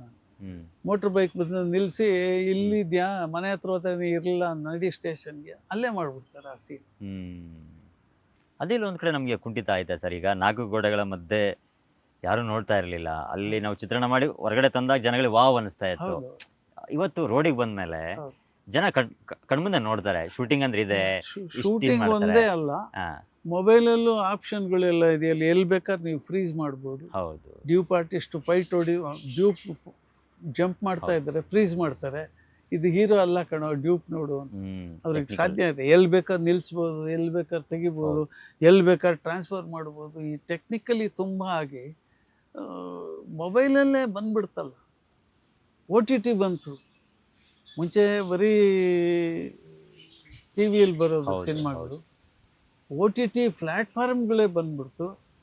ಆಮೇಲೆ ಅದಕ್ಕೆ ಎಷ್ಟು ಕಂಪ್ನಿಗಳು ಇವತ್ತು, 6-8 ಕಂಪ್ನಿ ಇದೆ ಹೌದು ಸರ್. OTT ಅವರು. ಹೌದು, ಸುಮಾರು ಮಾಡ್ಕೊಂಡ್ಬಿಟ್ಟು. ಆಮೇಲೆ ಎಲ್ಲ ಭಾಷೆ ಸಿನಿಮಾ ಎಲ್ರಿಗೂ ಕೈ ಎಟುಕುತ್ತೆ ಇವಾಗ. 200 ರೂಪಾಯಿ ಕೊಟ್ಟರೆ, 300 ರೂಪಾಯಿ ಕೊಟ್ಟರೆ 6 ಚಾನಲ್ 8 ಚಾನಲಲ್ಲೂ ನಿಮಗೆ ಎಲ್ಲ ಭಾಷೆಯ ಸಿನಿಮಾಗಳು ನೋಡ್ಬೋದು. ಇಡೀ 24 ಗಂಟೆ ನೋಡ್ಬೋದು. ಹೌದು ಹೌದು. ಸೊ ಇದೆಲ್ಲ ಆಗಿ ಸಿನಿಮಾಗೆ ಸ್ವಲ್ಪ ಹೊಡ್ತಾ ಒಂದು 400 ಸಿನಿಮಾ, ಕರೆಕ್ಟ್, ಇನ್ನೊಂದು ಈ ಥರದ್ದು, ಕರೆಕ್ಟ್. ಇದೆಲ್ಲ ಆಗಿ ಒಂದು ಸಿನಿಮಾ ಜಯಿಸ್ಕೊಳ್ಳೋಕ್ಕೆ ತುಂಬ ಕಷ್ಟದ ಕೆಲಸ. ತುಂಬ ಚೆನ್ನಾಗಿದೆ ಅಂತ ಆದರೆ ಅಷ್ಟು ದಿವಸ ಥಿಯೇಟ್ರಲ್ಲಿ ಹಾಕಿ ಅದಕ್ಕೆ ಬಾಡಿಗೆ ಕೊಟ್ಟು ಆ ಸಿನಿಮಾ ನಿಲ್ಲಿಸೋಷ್ಟು ತಾಕತ್ತು ಪ್ರೊಡ್ಯೂಸರ್ಗಿರಲ್ಲ. ಸಿನಿಮಾ ಮಾಡೋದ್ರಲ್ಲೇ ದುಡ್ಡು ಖಾಲಿಯಾಗಿರುತ್ತೆ. ಇವತ್ತು ಪಬ್ಲಿಸಿಟಿನೂ ತುಂಬ ಎಕ್ಸ್ಪೆನ್ಸಿವ್. ಕರೆಕ್ಟ್. ಚಾನೆಲ್ಗಳು ಮುಂಚೆ ಚಾನೆಲ್ಗಳು ಓಪನ್ ಆದಾಗ ಅವರೇ ಬರೋರು, ಹೌದು, ಅವರೇ ಸ್ಟುಡಿಯೋ ಜಾಗಕ್ಕೆ ಎಲ್ಲಿ ಶೂಟಿಂಗ್ ನಡೆಯುತ್ತೆ ಹುಡ್ಕೊಂಡು ಬರ್ತಿದ್ರು. ಇವತ್ತು ಬರಲ್ಲ. ಅವರು ಒಂದು 3 ಅರ್ಧ ಗಂಟೆ ಸ್ಲಾಟು, 15 ದಿವಸ 10 ಸೆಕೆಂಡ್ ಎಲ್ಲ ಪ್ಯಾಕೇಜ್ ಮಾತಾಡ್ತಾರೆ. ಸೊ ಒಂದು ಚಾನೆಲ್ ಕೊಟ್ಟರೆ ಸಾಕ, ಈ ಚಾನಲ್ ಆ ಚಾನಲ್ ನೋಡೋರಿಗೆ, ಆ ಚಾನಲ್ ನೋಡೋರಿಗೆ ಇದೇ ತುಂಬ ಕಾಸ್ಟ್ಲಿ ಆಗುತ್ತೆ. ಪೋಸ್ಟ್ ಅಂಟಿಸೋದು ಕಷ್ಟ. BBMP ಅವ್ರಿಗೂ ಎಕ್ಸ್ಪೆನ್ಸಿವ್, ಪೋಸ್ಟ್ ಅಂಟಿಸೋರು ಎಕ್ಸ್ಪೆನ್ಸಿವ್. 500 ಪೋಸ್ಟ್ ಅಂಟಿಸಿದ್ದೀವಿ ಅಂತಾರೆ, 500 ಎಣ್ಸಕ್ಕೆ ಯಾರ ಕೈಲಾಗುತ್ತೆ ಹೋಗಿ? ಹೌದು. ಸೊ ಇದೆಲ್ಲ ತೊಂದರೆಗಳಿದೆ. ಸೊ ತುಂಬ ಭವಿಷ್ಯ ಸಿನಿಮಾಗಿದೆ ಅಂತ ಅನಿಸ್ತಾ ಇಲ್ಲ. ತಿಳ್ಕೊಂಡು ಹೋಗುವಂಥದ್ದು ಆಮೇಲೆ ಸುಮಾರಿದೆ ನಮ್ಮಲ್ಲೇ ಇರುವಂಥದ್ದು. ಯಾಕಂದ್ರೆ ನಾವುಗಳು ಅವ್ರು ಬಂದು ನೋಡ್ತಾ ಇಲ್ಲ, ಸಿನಿಮಾ ಬಂದು ನೋಡ್ತಾ ಇಲ್ಲ. ಯಾರು ಮೊನ್ನೆ ಹೇಳ್ತಾರೆ, ಇದೇ ವಿಚಾರ ಹೇಳ್ತಾ ಇದ್ರು, ಜನಗಳು ಥಿಯೇಟ್ರಿಗೆ ಬರ್ತಾ ಇಲ್ಲ. ಒಳ್ಳೆ ಕಂಟೆಂಟ್ ಕೊಡು ನೀನು, ಹೌದು ಸರ್, ಚೆನ್ನಾಗಿರೋ ಸಿನಿಮಾಗಳನ್ನ ಮಾಡಿ, ಯಾಕೆ ಬರಲ್ಲ? ಅಂದರೆ ಚೆನ್ನಾಗಿರೋದು ಯಾವುದು ಅಂತ ಪರೀಕ್ಷೆ ಮಾಡೋಕ್ಕೆ ಇವಾಗ ಅನ್ನ ಬೆಂದಿದೆಯಲ್ಲ ಅಂತ ಒಂದು ತೆಗೆದ್ರೆ 400 ಸಿನಿಮಾ ಆದರೆ ವರ್ಷಕ್ಕೆ ದಿನ 1.25 ಸಿನಿಮಾ ಆವರೇಜ್ ಆಯ್ತು. ಹೌದು ಹೌದು. ಯಾವ ಸಿನಿಮಾ ಅಂತ ನೋಡಿ ಜಡ್ಜ್ ಮಾಡ್ತೀರಿ ನೀವು? ಹೌದು. ಅಥವಾ ಯಾರ ಮಾತು ನಂಬ್ತೀರಿ? ಪೇಪರಲ್ಲ ಇರ್ಬೋದು, ಸೋಷಿಯಲ್ ಮೀಡಿಯಲ್ಲಿ ಇರ್ಬೋದು, ಅವ್ರವ್ರ ಗುಂಪವರು ಅವ್ರವ್ರ ಸಿನಿಮಾನ ಹಂಗಿದೆ ಹಿಂಗಿದೆ ಅಂತಾರೆ. ಕರೆಕ್ಟ್. ನೋಡ್ದಾಗ ಇರಲ್ಲ. ಅದನ್ನು ಅಂದರೆ ಸೋಷಿಯಲ್ ಮೀಡಿಯಲ್ಲೂ ನಂಬಿಕೆ ಹೊಟ್ಟೋಗಿದೆ. ಹ್ಮ್ ಪ್ರಿಂಟ್ ಮೀಡಿಯಲ್ಲಿ ಬರೋ ರಿವ್ಯೂನು ನಂಬಕ್ಕೆ ಇಷ್ಟ ಆಗ್ತಾ ಇಲ್ಲ. ಹ್ಮ್ ಹೌದು. ಆನೆಸ್ಟ್ ಆಗಿದ್ದಾರೆ, ಆನೆಸ್ಟ್ ಆಗಿ ಬರೀತಾರೆ ಅನ್ನೋದಿಲ್ಲ. ಹ್ಮ್ ಅಥವಾ ಸ್ವಲ್ಪ ಕೆಟ್ಟದಾಗಿ ಬರೆದ್ರೆ ದುಡ್ಡು ಹಾಕಿರೋನು, ಪ್ರೆಸ್ ಮೀಟ್ ಮಾಡಿ ಬಂದಿರೋನು, ಪರಿಚಯ ಇರೋನು ಬೈತಾರೆ, ಏನ್ರಿ ರೀ ಕರೆಕ್ಟ್. ನಮ್ಮ ಮನೆ ಮಠ ಮಾರ್ಕೊಳಂಗೆ ಮಾಡ್ಬಿಟ್ರಲ್ರಿ ನೀವು ಅಂತ ಬೈತಾನೆ. ಹ್ಮ್ ಸೊ ಅವ್ರ ಸಮಾಧಾನಕ್ಕೆ ಏನೋ ಎರಡು ಬರೀತಾರೆ, 2.5 ಸ್ಟಾರ್ ಕೊಡ್ತಾರೆ. ಅಂದರೆ ಜನಕ್ಕೆ ಅದ್ರ ಮೇಲೆ ನಂಬಿಕೆ ಹೊಟ್ಟೋಗಿದೆ. ಹ್ಮ್ ಸೊ ಪ್ರತಿ ಸಿನಿಮಾ ನೋಡೋಕ್ಕೆ ಇವ್ರ ಕೈಲಿ ಆಗಲ್ಲ, ಟೈಮ್ ಇಲ್ಲ. ಪ್ರತಿ ದಿವಸ ಸಿನಿಮಾ ನೋಡೋಕ್ಕಾಗಲ್ಲ, ಹ್ಮ್ ಅವನೊಂದೇ ಜವಾಬ್ದಾರಿ ಬೇಕಾದಷ್ಟು ಇರುತ್ತೆ. ಹೌದು. ಸೊ ಹಿಂಗೆಲ್ಲ ಇರೋವಾಗ ಜನರಿಗೆ ರೀಚ್ ಆಗೋಕ್ಕೆ ಈ ಥರ ಥಿಯೇಟ್ರ್ ಮಾಡಿದ್ರೆ ಹೋಗ್ಬೋದು. ನಿಜ ನಿಜ ಸರ್. ಇಲ್ಲ ಈ ನಿಟ್ಟಿನಲ್ಲಿ ಯೋಚನೆ ಮಾಡುವಂಥದ್ದಾದ್ರೆ ಒಳ್ಳೆ ಒಂದು ಆಲೋಚನೆ ಆ್ಯಕ್ಚುಲಿ ಇದು. ಏನಾದರೂ ನಮ್ಮ ವಾಣಿಜ್ಯ ಮಂಡಳಿಗೆ ಅಥವಾ ಸರ್ಕಾರಕ್ಕೆ ಇದನ್ನೇನಾದರೂ ಮುಟ್ಟಿಸುವಂಥ ಕೆಲಸವನ್ನು ನಮ್ಮ ವಾಣಿಜ್ಯ ಮಂಡಳಿ ಮಾಡಬೇಕಾಗ್ತದೆ. ಸರ್ಕಾರ ಇದೊಂದೇ ಅಲ್ವಲ್ಲ ಸರ್, ಅವ್ರಿಗೆ ತುಂಬ ಸಮಸ್ಯೆಗಳಿದೆ. ಅವ್ರಿಗೆ ಯಾವುದನ್ನ ಅಂತ ನೋಡ್ತಾರೆ, ಯಾವುದನ್ನ ಅಂತ ಮಾಡ್ತಾರೆ. ಇದ್ರ ಮಧ್ಯೆ ಅವ್ರವ್ರ ಚೇರ್ ಭದ್ರ ಮಾಡ್ಕೊಳ್ಳೋದು ಎಷ್ಟು ಕಷ್ಟದ ಕೆಲಸ. ಸೊ ಇದೆಲ್ಲ ಇದೆ, ತುಂಬ ಕಷ್ಟದ ಕೆಲಸ ಸರ್ ಅದು. ಹಾಂ ಆ ವಿಚಾರ. ಆಮೇಲೆ ಒಂದು ಕಾಮಧೇನು ನಮ್ಮ ಕೈಯಲ್ಲಿದೆ, ಇದನ್ನ ಕಳ್ಕೊಳ್ಳೋದು ಹೇಗೆ ಅಂತ ಅವ್ರು ಮಾಡ್ಬೋದು. ಹೌದು. ಸೊ ಮೇನ್ ಅದೇ ಇರ್ಬೋದು. ಇಲ್ಲ ಹೇಳಕ್ಕಾಗಲ್ಲ ಸರ್, ಯಾಕಂತಂದ್ರೆ ಹೀಗಿದೆ. ಬಟ್ ಒಂದು ನಿಟ್ಟಿನಲ್ಲಿ ನಾವು ಹೇಳೋದಂತಂದ್ರೆ ಅಂದರೆ ಇವತ್ತು ಚಿತ್ರರಂಗ ಇದ್ರೆ ನಮಗೆ, ಯಾಕಂದ್ರೆ ಅಷ್ಟು ವರ್ಷಗಳಿಂದ ಬಂದಂಥದ್ದು ಇದು. ಯಾಕಂದ್ರೆ ಸುಮಾರು ನಿಮ್ಮಂಥವ್ರೆಲ್ಲ ಒಂದೊಂದು ಇದನ್ನ ಇಟ್ಟಿಗೆ ಕಟ್ಟಿದಂಥವ್ರು ನೀವೆಲ್ಲ ಇದನ್ನ ಇಂಡಸ್ಟ್ರಿಯನ್ನ. ಸೊ ಅದೆಲ್ಲ ಒಂದು ಕಡೆ ನಮ್ಮ ಕಣ್ಮುಂದೆನೇ ಎಲ್ಲ ಒಂದು ಕಡೆ ಈ ಥರದ್ದನ್ನ ಕುಂಠಿತ ಆಗ್ತಿರುವಂಥದ್ದು ಎಲ್ಲ ಒಂದು ಕಡೆ ನೋವಾಗುತ್ತೆ. ಮುಂದೆ ಹೆಂಗಪ್ಪ ಫ್ಯೂಚರು, ಎಂಟರ್ಟೈನ್ಮೆಂಟ್ ಹೋಗ್ಬಿಟ್ರೆ ಹೆಂಗೆ? ಈಗ ಎಂಟರ್ಟೈನ್ಮೆಂಟ್ ದಾರಿಗಳಿವೆ, ಬಟ್ ಆ ಥಿಯೇಟ್ರಲ್ಲಿ ಕೂತ್ಕೊಂಡಾಗ ಆ ಸೌಂಡು, ಆ ಎಫೆಕ್ಟು, ಅದ್ರ ಮಜಾನೇ ಬೇರೆ ಇರುತ್ತೆ. ಅದೆಲ್ಲ ಅದನ್ನ ನಾವು ಇಲ್ಲಿ ಕಾಣಲ್ಲ ನಾವು, ಹಾಗೆ. ಸೊ ಅದನ್ನೆಲ್ಲ ಹೊರತುಪಡಿಸಿ ಸರ್, ರಮೇಶ್ ಭಟ್ ಸರ್, ನಿಮಗೆ ವೈಯಕ್ತಿಕವಾಗಿ ಈ ತೃಪ್ತಿ ಅನ್ನುವಂಥದ್ದು, ನೀವು ಅವಾಗಲೇ ನನಗೆ ಹೇಳ್ತಾ ಇದ್ರಿ, ನಂಗೆ ತೃಪ್ತಿ ಇನ್ನೂ ಸಿಕ್ಕಿಲ್ಲ ಅಂತ ಹೇಳ್ತಾ ಇದ್ರಿ. ಬಟ್ ಇಷ್ಟು ಸಿನಿಮಾಗಳು, ನಿಮ್ಮ ಜರ್ನಿ ಎಲ್ಲವನ್ನ ನೋಡಿದಾಗ ನಿಮಗೆ ಆ ಅನುಭವ, ಆ ತೃಪ್ತಿ ಸಿಕ್ಕಿದೆ ಅಂತ ಅನಿಸುತ್ತಾ ನಿಮಗೆ ಆ ಅನುಭವದಲ್ಲಿ? ಇಲ್ಲ, ಯಾಕೆಂದರೆ ಕಲಾವಿದನಿಗೆ ಆ ತೃಪ್ತಿ ಅನ್ನೋದು ಇರಲ್ಲ. ಒಂದು ಸಮಾಧಾನ ಎಲ್ಲೋ ಸಿಕ್ಬೋದು. ಯಾಕೆಂದರೆ ಈಗೆಲ್ಲೋ ನಾವು ಹೊರಗಡೆ ಹೋದಾಗ ಯಾರೋ ನನ್ನ ನೋಡಿ ಒಂದು ಸ್ಮೈಲ್ ಕೊಡ್ತಾರೆ, ಇನ್ನು ಕೆಲವರು ಮಾತಾಡಿಸ್ಬಿಡ್ತಾರೆ, ಇನ್ನು ಕೆಲವರು ಒಂದು ಸೆಲ್ಫಿ ಅಂತ ಫೋಟೋ ತೆಕ್ಕಿಸ್ತಾರೆ. ಅವಾಗ ಏನಪ್ಪ ನನ್ನ ಗುರುತು ಹಿಡಿತಾರೆ, ಒಂದು ಸಮಾಧಾನ ಮಾಡಿದ್ದಕ್ಕೆ ಅಂತ ಒಂದು ಸಮಾಧಾನ. ತೃಪ್ತಿ ಅಂತಂದರೆ ಪಾತ್ರಗಳು ಯಾಕೆ ನನ್ನ ಹತ್ರ ಮಾಡಿಸೋದಿಲ್ಲ, ಯಾಕೆ ಈ ಥರದ್ದು ಮಾಡಿಸಿಲ್ಲ. ಒಂದು ಪಾತ್ರ ಮಾಡಿದ ತಕ್ಷಣ ಮುಗಿದೋಗಿಲ್ಲ. ಈಗ ಕ್ರೇಜಿ ಕರ್ನಲ್ ಅಂತ ಒಂದು ಸೀರಿಯಲ್ ಮಾಡಿದ್ರು, ಅದ್ಭುತವಾದಂಥದ್ದು. ಇವತ್ತು ದೂರದರ್ಶನಲ್ಲಿ 8 ಸಾರ್ತಿನೋ 9 ಸಾರ್ತಿನೋ ರಿಲೇ ಮಾಡಿದ್ದಾರೆ. ಇವತ್ತು ಜನ ನನ್ನ ಕರ್ನಲ್ ಅಲ್ವಾ ನೀವು ಅಂತ ಮಾತಾಡಿಸ್ತಾರೆ. ಅದಾಯ್ತು, ಆಗೋದ್ರೆ ಆಗೋಯ್ತಾ, ಮತ್ತೆ ಮುಂದೇನು, ವಾಟ್ ನೆಕ್ಸ್ಟ್, ಮುಂದೇನು, ಅದು ತಾನೇ. ಈಗ ಇತ್ತೀಚೆಗೆ ಒಂದು 10 ವರ್ಷ 15 ವರ್ಷದಿಂದ ಈಚೆಗೆ ನಾವು ಮುಂಚೆ ಮಾಡಿದಂಥ ಪಾತ್ರಗಳು ಸಿಗ್ತಾನೇ ಇಲ್ಲ. ಪೋಷಕ ಪಾತ್ರಗಳು ಈಗ 2 ದಿವಸ, ಒಂದೇ ದಿವಸ, ಅರ್ಧ ದಿವಸ. ಈ ಕ್ರಿಕೆಟ್ ಮ್ಯಾಚಲ್ಲಿ ವೆದರು ಕೈ ಕೊಟ್ಟರೆ 20 ಓವರ್ ಮ್ಯಾಚು, ಅದರಲ್ಲೂ ಮಳೆ ಬಂದರೆ 10 ಓವರು. ಸೊ ಹಾಗೆ ಕಡಿಮೆ ಆಗ್ಬಿಟ್ಟಿದೆ. ಯಾಕೆಂದರೆ ಸ್ಟೋರಿ ಲೈನು ಬೇರೆ ಥರ ಇರುತ್ತೆ. ಎಲ್ಲೋ ಒಂದು ಅಡ್ಗೋಡೆ ಬೇಕು ಅವ್ರಿಗೆ, ಹೀರೋಗೋ ಅಥವಾ ಹೀರೋಯಿನ್ಗೋ, ಫಾದರೋ, ಚಿಕ್ಕಪ್ಪನೋ, ಮಾವನೋ. ಆದರೆ ನೀನು ಅಲ್ಲಿ ಹೋಗ್ಬೇಡ ಅಂತ ಹೇಳೋಕ್ಕೆ, ಅಥವಾ ಅವ್ನಿಗೆ 2 ಮಾತು ಬುದ್ಧಿ ಹೇಳೋಕ್ಕೆ ಅಷ್ಟಕ್ಕೆ ಮಾತ್ರ ಲಿಮಿಟ್ ಇರುತ್ತೆ. ಒಂದು ಕುಟುಂಬದ್ದೋ ಅಥವಾ ಒಂದು ಸೊಸೈಟಿಲೋ ಒಂದು ಜವಾಬ್ದಾರಿ ಇರುವಂಥ ಮನುಷ್ಯ ಏನು ಮಾಡ್ತಾನೆ, ಆ ಥರದ ಪಾತ್ರಗಳಿಲ್ಲ. ಆ ಪಾತ್ರಗಳು ಸಿಕ್ಕಿಲ್ವಲ್ಲ ಅಂತ ಕೊರಗಿದ್ದೇ ಇರುತ್ತೆ. ಆ ಥರದಲ್ಲಿ ತೃಪ್ತಿ ಇಲ್ಲ. ಹ್ಮ್ ಇನ್ನೂ ಮಾಡಿದ್ವಿ, 50 ವರ್ಷ ಮುಗಿಸಿದ್ವಿ, 50 ವರ್ಷ ಕಳೆದಿದ್ದೀನಲ್ಲ ಸಿನಿಮಾದಲ್ಲಿ ಅಂದರೆ ಅದೇ ಒಂದು ದೊಡ್ಡ ನಿಜ ಸರ್, ನಿಜ. ನಾಟ್ ಈಸಿ ಸರ್ ಅದು ಆ ನಿಮ್ಮ ದೊಡ್ಡ journey ಅಂದರೆ ಅನ್ನೋಂಥದ್ದು. ಇವತ್ತು ಜನ ನೋಡ್ತಾರೆ, ಹ್ಮ್ ಅಲ್ಲೊಂದು ಇಲ್ಲೊಂದು ಸಿನಿಮಾ ಕರೀತಾರೆ, ಸಿನಿಮಾ ಮಾಡ್ತಾ ಇದ್ದೀನಿ, ಜನ ನೋಡ್ತಾ ಇದ್ದಾರೆ, ನನ್ನನ್ನು ಒಬ್ಬ ಕಲಾವಿದೆ ಅಂತ ಗುರುತಿಸ್ತಾ ಇದ್ದಾರೆ, ಅದೆಲ್ಲ ಒಂದು ಒಂದು ಸಮಾಧಾನ ಇದೆ. Yes sir. ನಾನು ಎಲ್ಲೋ ಇದ್ದವನು, ಏನೋ ಮಾಡ್ಕೊಂಡಿದ್ದವನು ಇಲ್ಲಿಗೆ ಬಂದು ಇದನ್ನೇ ವೃತ್ತಿಯಾಗಿ ತಗೊಂಡು ಬದುಕಿದ್ದೀವಿ, ಜೀವನ ಮಾಡಿದ್ದೀವಿ, ಗೌರವವಾಗಿ ಬದುಕಿದ್ದೀವಿ, ಅದೆಲ್ಲ ಒಂದು ಸಮಾಧಾನ ಇದೆ. ನಿಜ ಸರ್. ಆಮೇಲೆ ಯಾವಾಗಲೂ ತೃಪ್ತಿ ಅನ್ನೋದು ಸ್ಕೈ ಇಸ್ ದಿ ಲಿಮಿಟ್ ಅಲ್ವಾ ಸರ್? ಅಲ್ವಾ? ಅಂದರೆ ವ್ಯಾಪ್ತಿ ಅಷ್ಟಿದೆ, ಪ್ರಾಪ್ತಿ ಗೊತ್ತಿಲ್ಲ. ಇಷ್ಟೇ ಸಿಕ್ಬೋದು ಹ್ಮ್ ಅಥವಾ ಇಷ್ಟು ಸಿಕ್ಬೋದು. ಅದರ ಮಧ್ಯ, ಈ ವ್ಯಾಪ್ತಿ ಪ್ರಾಪ್ತಿ ಮಧ್ಯ ಹ್ಮ್ ತೃಪ್ತಿ ಅನ್ನೋದು ತಗೊಂಡ್ಬಿಟ್ರೆ ನಾವು ಹ್ಮ್ ತೃಪ್ತಿನೇ. ನಿಜ ಸರ್. ಯಾಕಂದ್ರೆ ಅದೊಂದು ನೋಡಿ, ತೃಪ್ತಿ ಅನ್ನುವಂಥದ್ದೇ ಹೆಂಗೆ, ಯಾಕಂದ್ರೆ ಪ್ರತಿಯೊಬ್ಬ ಮನುಷ್ಯನೂ ಕೂಡ ಆ ತೃಪ್ತಿ ಅನ್ನುವಂಥದ್ದು ಎಲ್ಲೆಲ್ಲೋ ಹುಡುಕ್ತಾ ಇರ್ತೀವಿ ನಾವು ಆ ವಿಚಾರವಾಗಿ. ಸೊ ನಿಜ ಸರ್. ನನಗನ್ಸಿದ್ದು ಸರ್, ನನ್ನ ವೈಯಕ್ತಿಕವಾಗಿ ನನ್ನ ಪ್ರಶ್ನೆ, ಯಾಕಂದರೆ ಎಲ್ಲ ಪಾತ್ರಗಳನ್ನ ಮಾಡಿದ್ದಾರೆ ಸರ್ ನೀವು. ಈ ಆಡು ಮುಟ್ಟದ ಸೊಪ್ಪಿಲ್ಲ ಅಂತಾರೆ, ರಮೇಶ್ ಭಟ್ ಸರ್ ಮಾಡಿದ ಪಾತ್ರಗಳಿಲ್ಲ. ಈಸ್ ಅ ವರ್ಸ್ಟೈಲ್ ಆ್ಯಕ್ಟರ್ ನೀವು. ಯಾಕಂದರೆ ಎಲ್ಲ ಪಾತ್ರಗಳು ಕೂಡ ನೀವು ಅದ್ಭುತವಾದಂತಹ ಅಭಿನಯದ ಮೂಲಕ ಜನರ ಮನರಂಜನೆ ಕೊಟ್ಟಿದ್ದೀರಾ ನೀವು. ಬಟ್ ಎಲ್ಲೋ ಒಂದು ಕಡೆ ನಿಮ್ಮನ್ನು ನಮ್ಮ ಕನ್ನಡ ಚಿತ್ರರಂಗ ಪರಿಪೂರ್ಣವಾಗಿ ಅಂದರೆ ಬಳಸ್ಕೊಳ್ತಾ, ಅಥವಾ ಎಲ್ಲೋ ಒಂದು ಅಸಮಾಧಾನ, ನನಗಿಲ್ಲಪ್ಪ, ನಾನು ಎಲ್ಲವನ್ನ ಮಾಡ್ತಾಯಿದ್ದೆ, ಬಟ್ ಎಲ್ಲೋ ಒಂದು ಆ ಕೊರಗು ಅನ್ನುವಂಥದ್ದು, ನಾನು ಅವಾಗಲೇ ಅದಕ್ಕೆ ಕೇಳಿದೆ ಆ ವಿಚಾರವಾಗಿ. ಹೇಗೆ ಅನಿಸ್ತು ಸರ್ ನಿಮಗೆ? ಅನಿಸುತ್ತೆ ಅಂದರೆ,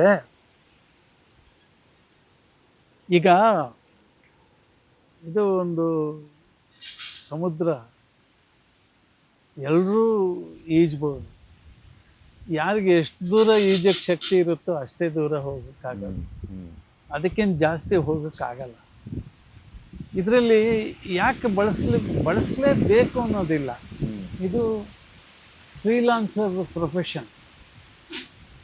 ಇದು ಯಾವುದೋ ಒಂದು ಸಂಸ್ಥೆ, ಒಂದು ಗೌರ್ಮೆಂಟ್ ಸಂಸ್ಥೆ, ಇಲ್ಲಿ ಕೆಲಸಕ್ಕೆ ಸೇರಿದ್ರೆ 60 ವರ್ಷ ಆಗೋವರೆಗೂ ನಮಗೆ ಸಂಬಳ ಕೊಡ್ತಾರೆ, ಆಮೇಲೆ ಪೆನ್ಷನ್ ಕೊಡ್ತಾರೆ, ಅದೇನೂ ಇಲ್ಲ ಇದರಲ್ಲಿ.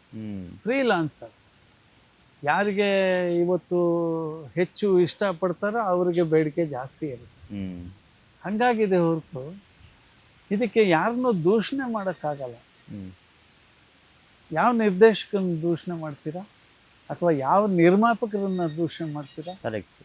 ಯಾರನ್ನೂ ದೂಷಣೆ ಮಾಡೋಕ್ಕಾಗಲ್ಲ. ಹೌದು. ಸೊ ನಮಗೆ ಆಗಿನ ಪೀರಿಯಡಲ್ಲಿ ಅಥವಾ ಆಗ ನಾನು ಸಿಗ್ತಾ ಇದ್ದೆ, ಈಗಲೂ ಸಿಗ್ತಾ ಇದ್ದೀನಿ. ಆದರೆ ಆಗ ಮಾಡ್ತಿದ್ದ ಪಾತ್ರಕ್ಕೂ ಈಗ ಮಾಡ್ತಾ ಇರೋ ಪಾತ್ರಕ್ಕೂ ವ್ಯತ್ಯಾಸಗಳಿದೆ. ಸೊ ಆ ವ್ಯತ್ಯಾಸಕ್ಕೆ ತಕ್ಕನಾಗೆ ಪಾತ್ರ ಹಂಚ್ತಾ ಇದೆ. ಒಂದೇ ತಂಡ ಆಗಿದ್ದರೆ, ನಮ್ಮ ಸಿನಿಮಾ ತಂಡ ಇಷ್ಟೇ ಚಿಕ್ಕದಾಗಿದ್ದರೆ ಇದನ್ನ ಇವ್ರಿಗೆ ಅಂತ ಹಂಚ್ತಾ ಇದ್ರು. ಇವತ್ತು ಅಗಾಧವಾಗಿ ಬೆಳೆದಿದೆ. ಟಿ ವಿ ಸೀರಿಯಲಲ್ಲೇ ಸುಮಾರು 300-400 ಜನ ಕಲಾವಿದರು ಇರ್ಬೋದು. ಎಲ್ಲರೂ ತುಂಬ ಚೆನ್ನಾಗಿ ಡ್ರೆಸ್ ಮಾಡ್ತಾರೆ, ತುಂಬ ಸ್ಟೈಲಾಗಿ ಕಾಣಿಸ್ತಾರೆ, ಎಲ್ಲ ಇದೆ ಪಾತ್ರಗಳನ್ನು ಮಾಡೋಕ್ಕೆ ಕಲಾವಿದರಿದ್ದಾರೆ. ಅದೇ ರೀತಿ ಸಿನಿಮಾದಲ್ಲೂ ಅಷ್ಟೇ ತುಂಬ ಜನ ಕಲಾವಿದರಿದ್ದಾರೆ. ಅಂದರೆ ನಾನು ಮುಂಚೆನೂ ಹೇಳ್ತಾ ಇದ್ದೆ, ನಾನೊಬ್ಬ ಬಾರ್ ಆರ್ಟಿಸ್ಟ್ ಅಂತ. ಅಂದರೆ ಜೈ ಜಗದೀಶ್ ಬಾರ್, ರಾಮಕೃಷ್ಣ ಬಾರ್, ಸುಂದರ್ ರಾಜ್ ಬಾರ್, ರಮೇಶ್ ಭಟ್. ಇವರಿಲ್ಲ ಅಂದ್ರೆ ಇವರು, ಇವರಿಲ್ಲ ಅಂದ್ರೆ ಇವರು, ಇವರಿಲ್ಲ ಅಂದ್ರೆ ಇವರು, ಹಾಗೆ. ಸೊ ಬಾರಲ್ಲೇ ನಾನು ಬದುಕಿದವನು. ಆದರೆ ಪಾತ್ರ ಮಾಡಿದ್ಮೇಲೆ ಓಕೆ ಅಂತ. ನಿಮ್ಗೋಸ್ಕರ ಪಾತ್ರಗಳು ಸೃಷ್ಟಿ ಆಗಿಲ್ಲ ಅನ್ನುವಂಥದ್ದು ನನ್ನ. ಇಲ್ಲ, ಆಗ ಒಂದು ಸೀಸನ್ ಅಲ್ಲಿ ಆಯ್ತು. ಒಂದು ಸೀಸನ್ ಅಲ್ಲಿ ಈಗ ಮಿಂಚಿನ ಊಟ ಆದ ತಕ್ಷಣ ಸುಮಾರು ಸಿನಿಮಾದಲ್ಲಿ ನಾನು ಪೊಲೀಸರ್ ಪಾತ್ರ, ಇನ್ಸ್ಪೆಕ್ಟರ್ ಪಾತ್ರ ಮಾಡಿ. ಮಿಂಚಿನ ಊಟ ಆಯಿತು, ಆಕ್ಸಿಡೆಂಟ್ ಆಯಿತು, ಆಮೇಲೆ ಅಂಬರೀಷ್ ಅವ್ರ ಜೊತೆಗೆ ಮಾಡಿದೆ, ಇನ್ನೊಂದು ವಿಷ್ಣು ಅವ್ರ ಜೊತೆಗೆ ತುಂಬ ಪೊಲೀಸ್ ಆಫೀಸರ್ ಪಾತ್ರ ಮಾಡಿದ್ದೀನಿ, ಮಾಡಲ್ಲ ಅಂತ. ಆಗ ಬಂತು. ಆಮೇಲೆ ಎಲ್ಲ ಹೀರೋಗಳಿಗೂ ಸ್ನೇಹಿತ ಅಥವಾ ತಮ್ಮ ಸ್ನೇಹಿತ ಅಥವಾ ತಮ್ಮ, ಆ ಥರ ಪಾತ್ರಗಳು ಬಂತು. ಆಮೇಲೆ ಸಾತ್ವಿಕ ಪಾತ್ರಗಳು, ಒಂದು ಕುಟುಂಬ ಅಂತಂದರೆ ಒಳ್ಳೆ ಗುಣಗಳಿರುವಂಥದ್ದು, ಒಳ್ಳೆ ಉಪದೇಶ ಮಾಡುವಂಥ ಪಾತ್ರಗಳು ಬಂತು. ಅಂದರೆ ಕಾಲಕ್ಕೆ ತಕ್ಕನಾಗೆ ನಾನು ಬೆಳೆಸಿದ್ದಾರೆ. ಇಲ್ಲಿದ್ರೆ 700-750 ಸಿನಿಮಾ ಆಗ್ತಾನೆ ಇಲ್ಲ. ಇಟ್ಸ್ ನಾಟ್ ಈಸಿ ಸರ್ ಅದು. ಮಾಡಿದ್ದಾರೆ, ಮಾಡಿಸಿದ್ದಾರೆ. ಒಳ್ಳೊಳ್ಳೆ ಸಿನಿಮಾಗಳು ಬಂದಿದೆ. ಒಂದು ಮಿಂಚಿನೋಟ ಬೇರೆ ಥರ ಪಾತ್ರ ಇರ್ಬೋದು. ನೋಡಿ ಸ್ವಾಮಿ ನಾವಿರೋದೇ ಹೀಗೆ ಸರ್. ಏನು ಸರ್ ಅದು? ಅದು ಒಂದು ಮುತ್ತಿನ ಕಥೆ ಬೇರೆ ಥರ ಪಾತ್ರ, ಸಿಪಾಯಿಯಲ್ಲಿ ಬೇರೆ ಥರ ಪಾತ್ರ, ಬೇರೆ ಬೇರೆ ಥರ ಮಾಡಿಸಿದ್ದಾರೆ. ನನ್ನನ್ನು ದುಡಿಸ್ಕೊಂಡಿಲ್ಲ ಅಂತಲ್ಲ. ಒಂದು ಈಗಿನ ಜನ್ರೇಷನ್ ಥರ ಮಾರ್ಕೆಟಿಂಗ್ ಮಾಡ್ಕೊಳ್ಳೋಕ್ಕೆ ನಾವು ಹೋಗಲಿಲ್ಲ. ನಾನೊಬ್ಬ ಕಲಾವಿದ ಅಷ್ಟೇ ನನ್ನ ತಲೆಯಲ್ಲಿ ಇದ್ದಿದ್ದು. ನಮಗೆ ಕಾರಂತರು, ಜಯಶ್ರೀ ಅವರು ಇರ್ಬೋದು, ನಾಣಿಯವರು ಇರ್ಬೋದು, ಒಂದು ಕಮಿಟ್ಮೆಂಟ್ ಅಂತ ಇರಬೇಕು ಒಬ್ಬ ಆರ್ಟಿಸ್ಟ್ಗೆ ಅಂತ. ಅಂದರೆ ರಿಹರ್ಸಲ್ ಲೇಟಾಗಿ ಬರಬಾರ್ದು, ಕರೆಕ್ಟಾಗಿ ಇರಬೇಕು, ಡ್ರೆಸ್ ರಿಹರ್ಸಲ್ ಕರೆಕ್ಟಾಗಿ ಹೋಗಬೇಕು, ಅದರ ಕಡೆ ಅಂದರೆ ಆ ಬದ್ಧತೆನ ಕಲಿಸಿದ್ರು ಅವರೆಲ್ಲ. ಸೊ ಇಲ್ಲಿ ಬಂದಾಗ ನಾನು ಅದೇ ಮಾಡ್ತೀನಿ, ಇದೇ ಮಾಡ್ತೀನಿ, ಅಷ್ಟು ಕೊಟ್ಟರೆ ಮಾಡ್ತೀನಿ, ಇಷ್ಟು ಕೊಟ್ಟರೆ ಮಾಡ್ತೀನಿ ಅಂತ ನಾನು ಮಾತಾಡೇ ಇಲ್ಲ. ನೀವೇನು ಕೊಡ್ಬೋದು ಅದನ್ನು ಕರೆಕ್ಟಾಗಿ ಕೊಟ್ಬಿಡಿ ಅನ್ನೋದು ಬಿಟ್ಟರೆ ನಾನು ರೇಟ್ ಇಷ್ಟು ರೇಟ್ ಫಿಕ್ಸ್ ಮಾಡ್ಕೊಂಡಿಲ್ಲ. ಸೊ ಹಂಗಾಗಿ ನಾವು ಬೆಳೆಯೋದಕ್ಕೆ ಅದೇ ಕುಂಠಿತ ಆಯ್ತಾ? ಇಲ್ಲ. ನಾನು ಎಷ್ಟು ಜನ ಡೈರೆಕ್ಟರ್ ಜೊತೆ ಕೆಲಸ ಮಾಡೋಕ್ಕಾಯ್ತು, ಎಷ್ಟು ಜನ. ಆಮೇಲೆ ಹೊರಗಡೆ ಭಾಷೆ ಡೈರೆಕ್ಟರ್ ಜೊತೆ ಕೆಲಸ ಮಾಡಿದ್ದೀನಿ. ಅದೆಲ್ಲ ನಾನು ವೆರಿ ಬ್ಲೆಸ್ಡ್. ಸುಮ್ಮನೆ ಹೇಳ್ಬಾರ್ದು. ಅಷ್ಟು ಜನ ನಿರ್ದೇಶಕರು, ಅಷ್ಟು ಜನ ಕೋ-ಆರ್ಟಿಸ್ಟು, ಎಲ್ಲರೂ ನನ್ನ ಇಷ್ಟಪಟ್ಟಿದ್ದಾರೆ. ಎಲ್ಲರೂ ನನ್ನ ಬಗ್ಗೆ ಒಂದು ಚುಕ್ಕೆ ಆ ಥರದ್ದಿಲ್ಲ. ಮನುಷ್ಯನ ಬೇಡ ಅಂತ ಅಂದಿಲ್ಲ ಯಾರು. ಇನ್ನು ಕೆಲವ್ರಿಗೆ ಬೇಸರ ಆಗಿದೆ. ಯಾಕೆ ಅಂದರೆ ನಾನು ಸ್ವಲ್ಪ ಸೀನಲ್ಲಿ ಪ್ರಶ್ನೆ ಕೇಳೋದು ಜಾಸ್ತಿ. ಸರ್ ಇದು ಹಿಂಗೆ ಮಾಡಿದ್ರೆ ಏನು, ಅವ್ರಿಗೆ ಇರಿಟೇಷನ್ ಆಗುತ್ತೆ. ಸರ್ ಅಲ್ಲಿರೋದು ಮಾಡಿ ಸರ್, ಬೇರೆ ಎಲ್ಲ ಯಾಕೆ ಅಂತ. ಅಂದರೆ ಅವ್ರಿಗೆ ಈಗೋ ಕ್ಲಾಶ್ ಆಗುತ್ತೆ. ನಮಗೆ ರಂಗಭೂಮಿಯಿಂದ ಬಂದಿದ್ದೀವಲ್ಲ. ಒಬ್ಬ ಡ್ಯಾಮ್ ಇಂಜಿನಿಯರ್ ಅಂದರೆ ನನಗೊಂದು ಹೆಲ್ಮೆಟ್ ಬೇಕು, ಹೆಲ್ಮೆಟಲ್ಲಿ ಟಾರ್ಚ್ ಇರಬೇಕು, ಆಮೇಲೆ ಡೋರ್ದೆಲ್ಲ ಕೀಗಳು ಇಷ್ಟಿಷ್ಟು ಉದ್ದ ಇರಬೇಕು, ಗಂಬೂಟ್ ಬೇಕು, ಇದೆಲ್ಲ ಇರುತ್ತೆ. ಅವ್ರು ಲುಂಗಿ ಉಟ್ಕೊಂಡು ಮಳೆ ಬರ್ತಾ ಇದೆ ಡ್ಯಾಮ್ಗೆ ಹೋಗಿ ತೆಗೀರಿ ಅಂತ ಒಂದು ಮನೆ ಬೀರ್ಕೆ ಕೊಡ್ತಾರೆ. ಆಗ ನಾನು ಕೇಳ್ತೀನಿ, ಇದೇನಪ್ಪ ಇದೇನು, ಅದೆಲ್ಲ ತಂದಿರಲ್ಲ, ಆವಾಗ ತರೋಕ್ಕಾಗಲ್ಲ. ಆಗ ಅವ್ರಿಗೊಂಥರ ಈಗೋ ಹೊರಟಾಗುತ್ತೆ. ಮುಚ್ಕೊಂಡು ಹೇಳಿದ್ ಮಾಡಕ್ಕೂ ಹೋಗೋಕ್ಕಾಗಲ್ಲ ಅವ್ರಿಗೆ ಅನ್ನೋದು ಅವ್ರ ಮನಸ್ಸಲ್ಲಿ ಬರುತ್ತೆ. ಒಬ್ಬ ಇಂಜಿನಿಯರ್ ಅಂತಾರೆ, ಆ ಮನೇಲಿ ಒಂದು ಡ್ರಾಯಿಂಗ್ ಬೋರ್ಡ್ ಇರಲ್ಲ, ಡಿಸೈನ್ ಮಾಡಿರೋ ಪೇಪರ್ ರೋಲ್ಗಳಿರಲ್ಲ, ಏನಿಲ್ಲ. ನಾರ್ಮಲ್ ಮನೇಲಿ ಸೋಫಾಲ್ ಕೂತ್ಕೊಂಡು ಮಾತಾಡೋ ಥರ ಇರುತ್ತೆ. ನಾನು ಹೇಳೋದು, ಒಂದು ಡ್ರಾಯಿಂಗ್ ಮಾಡ್ತಾ ಇರ್ತೀನಿ, ಆವಾಗ ಹೆಂಡತಿ ಮಾತಾಡಲಿ.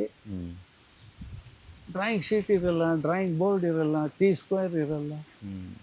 ಅಂದರೆ ಸಲಕರಣೆಗಳು, ಪ್ರಾಪರ್ಟೀಸ್ ಅನ್ನೋ ತುಂಬ ಮುಖ್ಯ ಆಗುತ್ತೆ.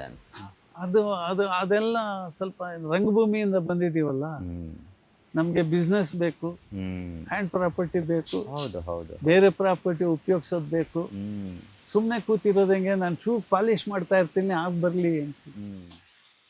ಒಂದು ಮಿಡ್ಲ್ ಕ್ಲಾಸ್ ಫ್ಯಾಮಿಲಿಲಿ ಅವನೇ ಶೂ ಪಾಲಿಷ್ ಮಾಡ್ಕೋತಾನೆ. ಸುಮ್ಮನೆ ನಿಂತ್ಕೊಂಡು ಮಾತಾಡೋದು ಯೂಶಲಿ. ಇವಾಗ ನಿಮ್ಗೆ ಹೇಳಿದ್ ಆ ಥರ ನಿಜ. ಅಲ್ಲ ಇಲ್ಲ, ಅದು ತಪ್ಪೇನಿಲ್ಲ ಸರ್. ಯಾಕಂದ್ರೆ ಒಬ್ಬ ಕಲಾವಿದನಿಗೆ, ಒಬ್ಬ ರಂಗಭೂಮಿ ಕಲಾವಿದನ ಎಸ್ಪೆಷಲಿ ತನ್ನ ಕಲ್ಪನೆಗಳಿರ್ತವೆ. ಅಂದರೆ ಆ ಸೀನನ್ನು ತುಂಬುವಂತಹ, ಕಟ್ಟುವಂತಹ ರೀತಿ ಇರ್ತದೆ, ಹಿಂದೆ ಏನಿದೆ, ಪ್ರಾಪರ್ಟಿಗಳೇನಿದೆ ಎಲ್ಲವನ್ನ. ಯಾಕಂದರೆ ಅಂತ ಡೈರೆಕ್ಷನ್ ಟೀಮಲ್ಲಿ ಕೆಲಸ ಮಾಡಿದಂಥವ್ರು ನೀವು, ಅಂದರೆ ಅನುಭವಗಳನ್ನು ಹಂಚ್ಕೊಂತೀರಾ. ಬಟ್ ಅದೆಲ್ಲ ಒಂದು ಕಡೆ ಕೆಲವರಿಗೆ ಈಗ ಆಗಿದೆ. ಬಟ್ ಪರವಾಗಿಲ್ಲ. ಆದರೆ ತುಂಬ ಜನ ಬೆಸ್ಟ್ ಸರ್ ಮಾಡಿ ಅಂತ ಹೇಳ್ತಾರೆ. ಇದೇ ನಡ್ಕೊಂಡ್ಬಂದಿದೆ, ಸಮಾಧಾನ ಇದೆ, ತುಂಬ ತೃಪ್ತಿಯಪ್ಪ ಅನ್ನೋ ಥರ ಇಲ್ಲ. ತೃಪ್ತಿ ಬರಬಾರ್ದು, ದ ಎಂಡ್ ಆಗ್ಬಿಡುತ್ತೆ ಅಂತ ನನ್ನ ಮನಸ್ಸು. ಇವತ್ತು ನಾನು ಏನೋ ಮಾಡಬೇಕು, ಇನ್ನೇನೋ ಮಾಡಬೇಕು, ಆ ಥರ ಸಿಕ್ಕಿಲ್ವೇ. ಈ ಬೇರೆ ಲ್ಯಾಂಗ್ವೇಜ್ ಸಿನಿಮಾ ನೋಡಿದಾಗ, ಆ ಕಲಾವಿದರು ಯಾರೋ ಮಾಡಿದಾಗ ನನಗೆ ಈ ಥರ ಪಾತ್ರ ಸಿಕ್ಲಿಲ್ವೇ ಅಂತ ಅಂತ ಆ ಟೈಮಿಗೆ ಅನಿಸುತ್ತೆ. ಅವ್ನು ಸಿಕ್ಕಿರೋದ್ರಲ್ಲಿ ಏನೇನು ತುರುಕ್ಬೋದು, ಏನು ಮಾಡ್ಬೋದು ಅಂತ ಇವತ್ತು ನಾನು ಪ್ರಯತ್ನ ಪಡ್ತೀನಿ. ನಿಜ ಸರ್. ಯಾಕಂದರೆ ನೋಡಿ, ಒಬ್ಬ ಕಲಾವಿದನಿಗೆ ಆಗಬೇಕಾಗಿರುವಂಥದ್ದು ಅದೇ. ಅಣ್ಣವರೇ ಹೇಳ್ತಾ ಇದ್ರು, ನಾನೇನು ಏನು ಕಲ್ತಿಲ್ಲ, ನಾನು ಕಲಿಯೋದು ತುಂಬ ಇದೆ ಅಂತ ಇದ್ರು. ಅವರೇ ಕೂಡ ಹೇಳ್ತಾ ಇದ್ರು. ಮುಗಿಯಲ್ಲ ಸರ್. ಮುಗಿಯೋದೇ. ಯಾಕಂದರೆ ನಾವು ಎಷ್ಟೇ ಕಲಿತ್ರೂ ಕೂಡ ಪ್ರತಿದಿನ ನಾವು ಕಲಿಕೆಯ ಒಂದು ಭಾಗವಾಗಿರ್ತೀವಿ ನಾವು ಅನ್ನೋವಂಥದ್ದು. ಸೊ ಎಲ್ಲೋ ಒಂದು ಕಡೆ ನಿಮಗೆ ಕೆಲವು ವಿಚಾರಗಳಲ್ಲಿ ನಾನು ಈ ಥರ ತಪ್ಪು ಮಾಡಿದೆ ನಾನು ಅಂತ ಗಿಲ್ಟ್ ಒಂದು ಏನಾದರೂ ಒಂದು ಕಾಡುತ್ತಾ ನಿಮ್ಗೆ ಯಾವಾಗಾದರೂ? ಇಲ್ಲ, ಏನಾಯಿತು ನೋಡಿ ಸ್ವಾಮಿ ಆದಮೇಲೆ, ಪರಮೇಶಿ ಪ್ರೇಮ್ ಪ್ರಸಂಗ ಆದಮೇಲೆ ಕನ್ನಡದ ಭಾಗ್ಯರಾಜ ಅಂತೆಲ್ಲ ಬರೆದ್ರು ನನ್ನ ಬಗ್ಗೆ. ಮತ್ತೆ ಮುಂದೆ ಸಿನಿಮಾ ಮಾಡೋಕ್ಕಾಗಿಲ್ಲ ಬೇರೆ ಬೇರೆ ಕಾರಣದಿಂದ. ಆಮೇಲೆ ನಾವೇ ಮಾಡೋದಕ್ಕೆ ಹಣದ ಕೊರತೆ ಆಯಿತು. ಹಣದ ಕೊರತೆ, ಆಮೇಲೆ ಪ್ರೊಡಕ್ಷನ್ ಕಾಸ್ಟು ತುಂಬ ಜಾಸ್ತಿ ಆಗ್ತಾ ಬಂತು. ಸೊ ಆವಾಗ ಬೇಡಪ್ಪ, ರಿಸ್ಕ್ ಯಾಕೆ, ಸಾಲ ಮಾಡಿ ರಿಸ್ಕ್ ಯಾಕೆ ತಗೋಬೇಕು ಅಂತ ನಿಲ್ಲಿಸ್ಬಿಟ್ಟು, ನಾನು ಆವಾಗಲೇ ನಾನು ಅದೆರಡು ಸಿನಿಮಾ ಮಾಡಿದ್ಮೇಲೆ ನಾನು ಹೀರೋ ಬಿಟ್ಟು ಬೇರೆ ಪಾತ್ರ ಮಾಡಲ್ಲ ಅಂತ ಹಾಕ್ಕೊಂಡಿದ್ರೆ, ಒಂದು ನಮ್ಮ ಸ್ಟೈಲಿನ ಸಿನಿಮಾ ನೋಡಿ ಸ್ವಾಮಿ, ಮಿಡ್ಲ್ ಕ್ಲಾಸ್ ಕತೆಗಳು ಹೌದು, ಮಿಡ್ಲ್ ಕ್ಲಾಸ್ ಕತೆಗಳು ತುಂಬ ಇರೋದು ನಿಜ. ಈ 60-70 ದಶಕದಲ್ಲಿ ಮಯೂರ, ಮಲ್ಲಿಗೆ ಎಲ್ಲ ಬರ್ತಿತ್ತು. ಅದ್ರಲ್ಲಿ ಕಥಾ ವಿಭಾಗ ಅಂತ ಬರೋದು, ಪುಟ್ಟ ಕತೆಗಳು. ಹೌದು, ಆ ಥರದ ಕತೆಗಳು ಮಾಡ್ಕೊಂಡು ನನ್ನ ಪಾಡಿಗೆ ನಾನು ಇರ್ಬೋದಾಗಿತ್ತು. ಆದರೆ ಆಗ ಅನುಕೂಲ ಆಗಲಿಲ್ಲ. ಆಮೇಲೆ ತುಂಬ ಸ್ಟೇಲ್ ಆಗಿಬಿಟ್ಟಿದ್ವಿ, ಎಲ್ಲ ಥರ ಪಾತ್ರ ಮಾಡಿ ಸ್ಟೇಲ್ ಆಗಿಬಿಟ್ಟಿದ್ವಿ. ಆಮೇಲೆ ತಿರ್ಗಾ ಏನೋ ಮಾಡೋಕ್ಕೆ ಹೋಗಿ ರಿಸ್ಕ್ ಯಾಕೆ ತಗೋಬೇಕು, ಇದು ನಡೀತಾ ಇದೆಯಲ್ಲ. ಹೇಳ್ತಾ ಇದ್ರೆ ಜನ ಅವಾಗ, ಇಲ್ಲ ಹೀರೋ ಆಗಿ ಮಾಡಿ ನೀವು ಅಂತ ಏನಾದರೂ? ತುಂಬ ಜನ ಹೇಳಿ, ನೀವು ಯಾಕೆ ಮಾಡಲ್ಲ, ಯಾರ್ಯಾರು ಮಾಡ್ತಾರೆ, ನೀವು ಯಾಕೆ ಮಾಡಲ್ಲ. ಅದೇ ಆ ಥರದ್ದು ಅನ್ನಿಸ್ತು. ಅದೇನು ಜೀವನ ನಡೀತಲ್ಲ, ಸುಗಮವಾಗಿ ಜೀವನ ನಡೀತಲ್ಲ, ಸಾಲ ಸೂಲ ಇಲ್ಲದೆ, ಯಾರ ಹತ್ರ ಚೀತು ಅನ್ನಿಸ್ಕೊಳ್ದೆ ಬದುಕು ಬಂದಿದೀವಲ್ಲ, ಅದೇ ದೊಡ್ಡದು ಅಂತ. ಬಟ್ ಒಂದು ಇರ್ತಲ್ಲ ಸರ್, ಇವತ್ತಿಗೂ ಅನಿಸುತ್ತೆ, ನಾನು ಆ ಕ್ಷಣ ಅಂದ್ಕೊಂಡೆ ನಾನು ಮಾಡಬೇಕಾಗಿತ್ತು ಅಂತ ಅನಿಸುತ್ತೆ. ಅದು ಯಾವತ್ತೂ ಅದು ಅನಿಸುತ್ತೆ, ಈಗ ಅನಿಸ್ತಾ ಇಲ್ಲ. ಆಮೇಲೆ ಇವತ್ತಿನ ಪರಿಸ್ಥಿತಿ ಅಂತೂ ತುಂಬಾ ಅಧ್ವಾನ ಆಗಿದೆ ಅಲ್ವಾ ಸರ್? ತುಂಬಾನೇ ಕೆಟ್ಟ ಪರಿಸ್ಥಿತಿಯಲ್ಲಿ ನಾವುಗಳಿದ್ದೇವೆ ಸರ್. ಇವತ್ತು ಸುಮಾರು 700ಕ್ಕೂ ಅಧಿಕ ಸಿನಿಮಾಗಳಲ್ಲಿ ಅಭಿನಯ. ಇವತ್ತು ರಮೇಶ್ ಭಟ್ ಸರ್ ನಿಂತ್ಕೊಂಡಿದ್ದಾರೆ. ಒಂದು ಕ್ಷಣ ನಿಮ್ಮ ಹಿಂದೆ ತಿರುಗಿ ನೋಡಿದಾಗ ನಿಮ್ಮ ಮೈಂಡಲ್ಲಿ ಬರುವಂಥದ್ದು ಏನು ಆ ವರ್ಡ್ ಸರ್? ಏನು ಅನಿಸುತ್ತೆ ನಿಮಗೆ? ಎಲ್ಲೋ ಇದ್ದವನು ಇಲ್ಲಿ ಬಂದಿದ್ದೀನಲ್ಲ ಅಂತ ಒಂದು ಸಂತೋಷ ಆಗುತ್ತೆ. ಎಲ್ಲೋ ಇದ್ದವನು ನಾನು, ಎಲ್ಲೋ ಅಂಗಡಿಲಿದ್ದೆ, ಬಾದಾಮಿ ಹಾಲು ಮಾರ್ತಾ ಇದ್ದೆ. 3/5 ಹಾಲು ಅಂದರೆ ಒಂದು 3 ಹಾಲನ್ನ 5 ಗ್ಲಾಸ್ಗೆ ಹಾಕಿ ಕೊಡ್ತಾ ಇದ್ದೆ. ಆ ಲೋಟನ ಮತ್ತೆ ಒಳಗೆ ತೊಗೊಂಡೋಗಿ ತೊಳೆದು ನಾನೇ ಇಡ್ತಾ ಇದ್ದೆ. ಇವತ್ತು ನಾನೊಬ್ಬ ಕಲಾವಿದ ಅಂತ ಜನ ಗುರುತಿಸ್ತಾರೆ, ಜನ ನಗ್ತಾರೆ. ನಾನು ನೋಡಿದಾಗ ಒಂದು ಸಣ್ಣ ಸ್ಮೈಲ್ ಬರುತ್ತೆ. ಕೆಲವರು ಫೋಟೋ ತೆಕ್ಕೋತಾರೆ, ಕೆಲವರು ಕೈ ಮುಗಿತಾರೆ. ವಿಷ್ಣು ಅವ್ರನ್ನ ನೋಡಿಲ್ಲ, ನಿಮ್ಮನ್ನು ನೋಡ್ತಾ ಇದ್ದೀವಿ, ನೀವೇ ನಂಗೆ ವಿಷ್ಣು ಅಂತಾರೆ. ಶಂಕರ್ನಾಗ್ ನಾನು ನೋಡೇ ಇಲ್ಲ, ಸಿನಿಮಾಲ್ ನೋಡಿದ್ದಷ್ಟೇ, ನಿಮ್ಮನ್ನು ನೋಡಿದ್ರೆ ಅವ್ರು ನೋಡ್ದಂಗೆ ಆಗುತ್ತೆ ಅಂತಾರೆ. ನಾಗ್ ಬ್ರದರ್ಸ್ ಜೊತೆ ಸಿನಿಮಾ ಮಾಡಿದಾಗ ನೀವಿಬ್ಬರು ಅಣ್ಣ ತಮ್ಮನ ಥರ ಕಾಣಿಸ್ತೀರಾ ಅಂತಾರೆ. ಎಷ್ಟೋ ಜನ ನಾವೆಲ್ಲ ನಂಟರು ಅಂತ ಭಾವಿಸಿದ್ದಾರೆ.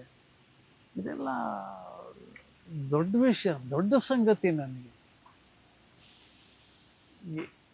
ಇದು ಸಾಧ್ಯನಾ ಅಂತ ನಾನೇ ಒಂದು ಸಾರಿ ಕ್ವಶನ್ ಮಾಡ್ಕೊಳ್ಳೋಕ್ಕಾಗತ್ತೆ. ಈಗಲೇ ನಾನು ಹಳೆ ಸಿನಿಮಾ ಯಾವ್ದಾದ್ರು ನೋಡಿದ್ರೆ, ನಾನು ಮಾಡಿದ್ದ ಇದು, ಅಯ್ಯೋಯ್ಯೋ ನಾನು ಮಾಡಿದ್ದ ಅನ್ನೋ ಥರ ಆಗುತ್ತೆ.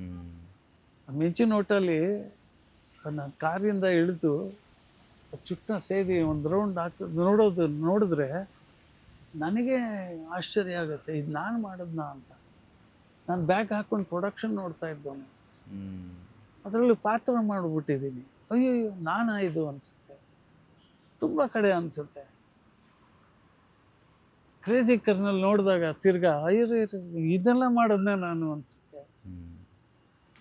ತುಂಬ ಆಶ್ಚರ್ಯ ಪಡ್ತೀನಿ ನನ್ನ ಬಗ್ಗೆನೇ. ನಿಜ ಸರ್. ನಿಮ್ಮ ಸಿನಿಮಾಗಳು, ನೀವು ನಡೆದು ಬಂದಂತಹ ಹಾದಿ, 700ಕ್ಕೂ ಅಧಿಕ ಸಿನಿಮಾಗಳು, ನೀವು ಮಾಡಿದಂತಹ ಪಾತ್ರಗಳು ಇವತ್ತು ಕನ್ನಡಿಗರ ಮನಸ್ಸಲ್ಲಿ ಒಂಥರ ಅಜರಾಮರವಾಗಿ ಉಳ್ಕೊಂಡಿವೆ ಅವೆಲ್ಲ. ಸೊ ಅಲ್ಲ ಸರ್, ನನಗೆ ಸುನಿಲ್ ಕುಮಾರ್ ದೇಸಾಯಿ, ನಮ್ಮೂರ ಮಂದಾರ ಹೂವೆ, ನಿಷ್ಕರ್ಷ, ಅದ್ಭುತ ಸಿನಿಮಾ. ಉತ್ಕರ್ಷ. ನಿಷ್ಕರ್ಷ ಅಂದರೆ ಒಂದು ಲಿಫ್ಟ್ ಮೆಕ್ಯಾನಿಕ್ ನಾನು. ಹೌದು.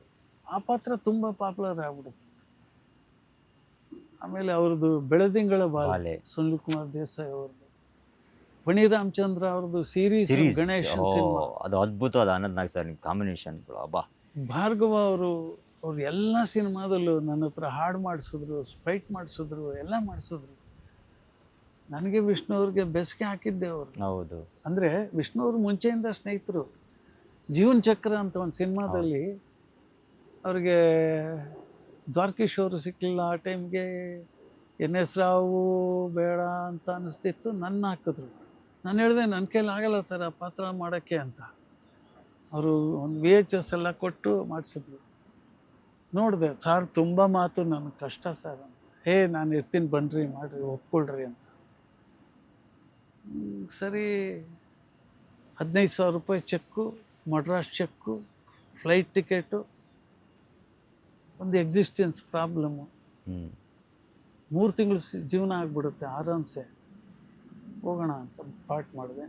ಅದೇ ರೂಢಿ ಆಯಿತು. ಪಾತ್ರ ಮಾಡಿದೆ. ಅವರೇ ಸುಮಾರು ಸಿನಿಮಾ ಮಾಡಿದ್ರು.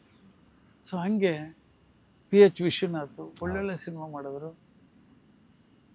ಹೀಗೆ ಒಳ್ಳೊಳ್ಳೆ ನಿರ್ದೇಶಕರು ಸಿಕ್ಕಿದ್ರು. ನಿಜ ಸರ್, ನಿಜ. ರವಿಚಂದ್ರನ್ ಕರೆದ್ರು, ರೇ ಸಿಪಾಯಿಯಲ್ಲಿ ಒಂದು ಪಾತ್ರ ಇದೆ ರೀ, ಏನು ಬೇಕೋ ಮಾಡ್ಕೊಳ್ಳಿ ನೀವೇ. ಸರಿ, ಮೇಕಪ್ ಮ್ಯಾನು ಬಂದರು, ಇವ್ರು ಬಂದರು.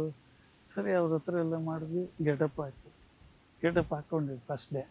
ಓಕೆ, ಕರೆಕ್ಟಾಗಿದೆ, ಚೆನ್ನಾಗಿದೆ, ಮಾಡಿ ಅಂದರು. ನಾನು ಅವ್ರ ಜೊತೆ ಫೈಟ್ ಮಾಡೋಕ್ಕಾಗಲ್ಲ ಅಂಥೇಳಿ, ಅಂದರೆ ನಾನು ಫೈಟರ್ ಅಲ್ಲ, ಸಾತ್ವಿಕ ಪಾತ್ರ ಮಾಡಿಕೊಂಡು. ಹೌದು. ಸರಿ, ಜೇನು ನೊಣ ಮನೆಯಲ್ಲಿ ಹಾಕಿರ್ತೀವಿ. ಆ ಜೇನು ನೊಣಕ್ಕೆ ಹೊಡೆದು ಜೇನು ನೊಣ ಮುತ್ಕೊಂಡು ನಾ ಸಾಯೋ ಥರ ಮಾಡೋದು. ಭಾರಿ ಕಷ್ಟ. ಹೌದು. ಆ ಜೇನು ಕಟ್ಬಿಟ್ರೆ ಒಂದು 5 ನಿಮಿಷ 6 ನಿಮಿಷದಲ್ಲಿ ಒಂದು ಇಷ್ಟು ಜೇನು ಕೂತ್ಕೊಳ್ಳುತ್ತೆ. ಎಲ್ಲರಿಗೂ ಗೌನು, ನನಗೇನೂ ಇಲ್ಲ, ಕಾಸ್ಟ್ಯೂಮು, ಅದು ಪಂಚೆ ಬೇರೆ. ಹೌದು. ಶಾರ್ಟ್ಗೆ ಕರ್ಕೊಂಡೋಗಿ ನಿಲ್ಸೋರು, ಅಲ್ಲಿ ಕಿರ್ಚೋದು ಅಷ್ಟೇ. ಅಂದರೆ ಆ ಧೈರ್ಯವಾಗಿ ಮಾಡಿದ್ದು ಅವ್ರಿಗೆ ಆಶ್ಚರ್ಯ. ಅಂದರೆ ಆ ಥರದ್ದೆಲ್ಲ ಮಾಡಿಸಿದ್ರು. ಪ್ರಾಣಿಗಳ ಜೊತೆ ಪಾತ್ರ ಮಾಡಿಸೋರು, ಹಾವು, ಎತ್ತು, vehicle, motor bike, bullet, bus, tractor, ಹೌದು, ಎಲ್ಲ ಓಡ್ತಾ ಇತ್ತು.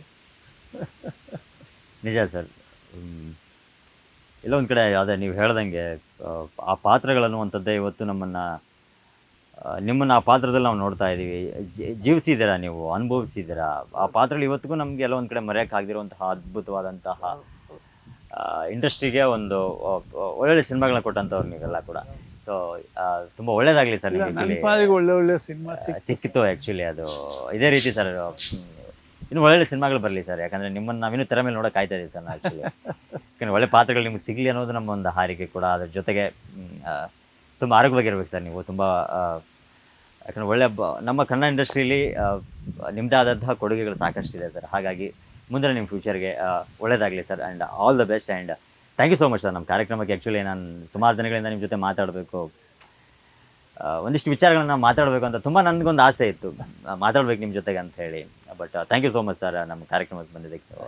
Thank you sir. Thank you. ನಿಮಗೂ ಅಷ್ಟೇ, ನಿಮ್ಮ ವೀಕ್ಷಕರಿಗೂ ಅಷ್ಟೇ ತುಂಬ ಧನ್ಯವಾದಗಳು. Yes sir. ವೀಕ್ಷಕರೇ, ನೋಡಿದ್ರಲ್ಲ ವೀಕ್ಷಕರೇ, ನೀವು ಇವತ್ತಿನ ಕಾರ್ಯಕ್ರಮದಲ್ಲಿ ನಿಜಕ್ಕೂ ನನಗೊಂಥರ ತುಂಬ ಖುಷಿ ಆಯ್ತು ಅಂತಲೇ ಹೇಳ್ಬೋದು. ಯಾಕಂತಂದರೆ ಅಂತರಂಗ ಕಾರ್ಯಕ್ರಮದಲ್ಲಿ ರಮೇಶ್ ಭಟ್ ಸರ್ ಜೊತೆಗೆ ಸಾಕಷ್ಟು ವಿಚಾರಗಳನ್ನು ನಾವು ಮಾತಾಡಿದ್ವಿ. ಇದೇ ರೀತಿ ಮುಂದಿನ ಕಾರ್ಯಕ್ರಮದಲ್ಲಿ ಮತ್ತೊಬ್ಬ ವಿಶೇಷ ಅತಿಥಿಯೊಂದಿಗೆ ಭೇಟಿ ಆಗ್ತೀನಿ. ಅಲ್ಲಿವರೆಗೂ ನೋಡ್ತಾ ಇರಿ ಅಶ್ವಯೋಗ ನ್ಯೂಸ್. ನಾನು ರವಿಕುಮಾರ್.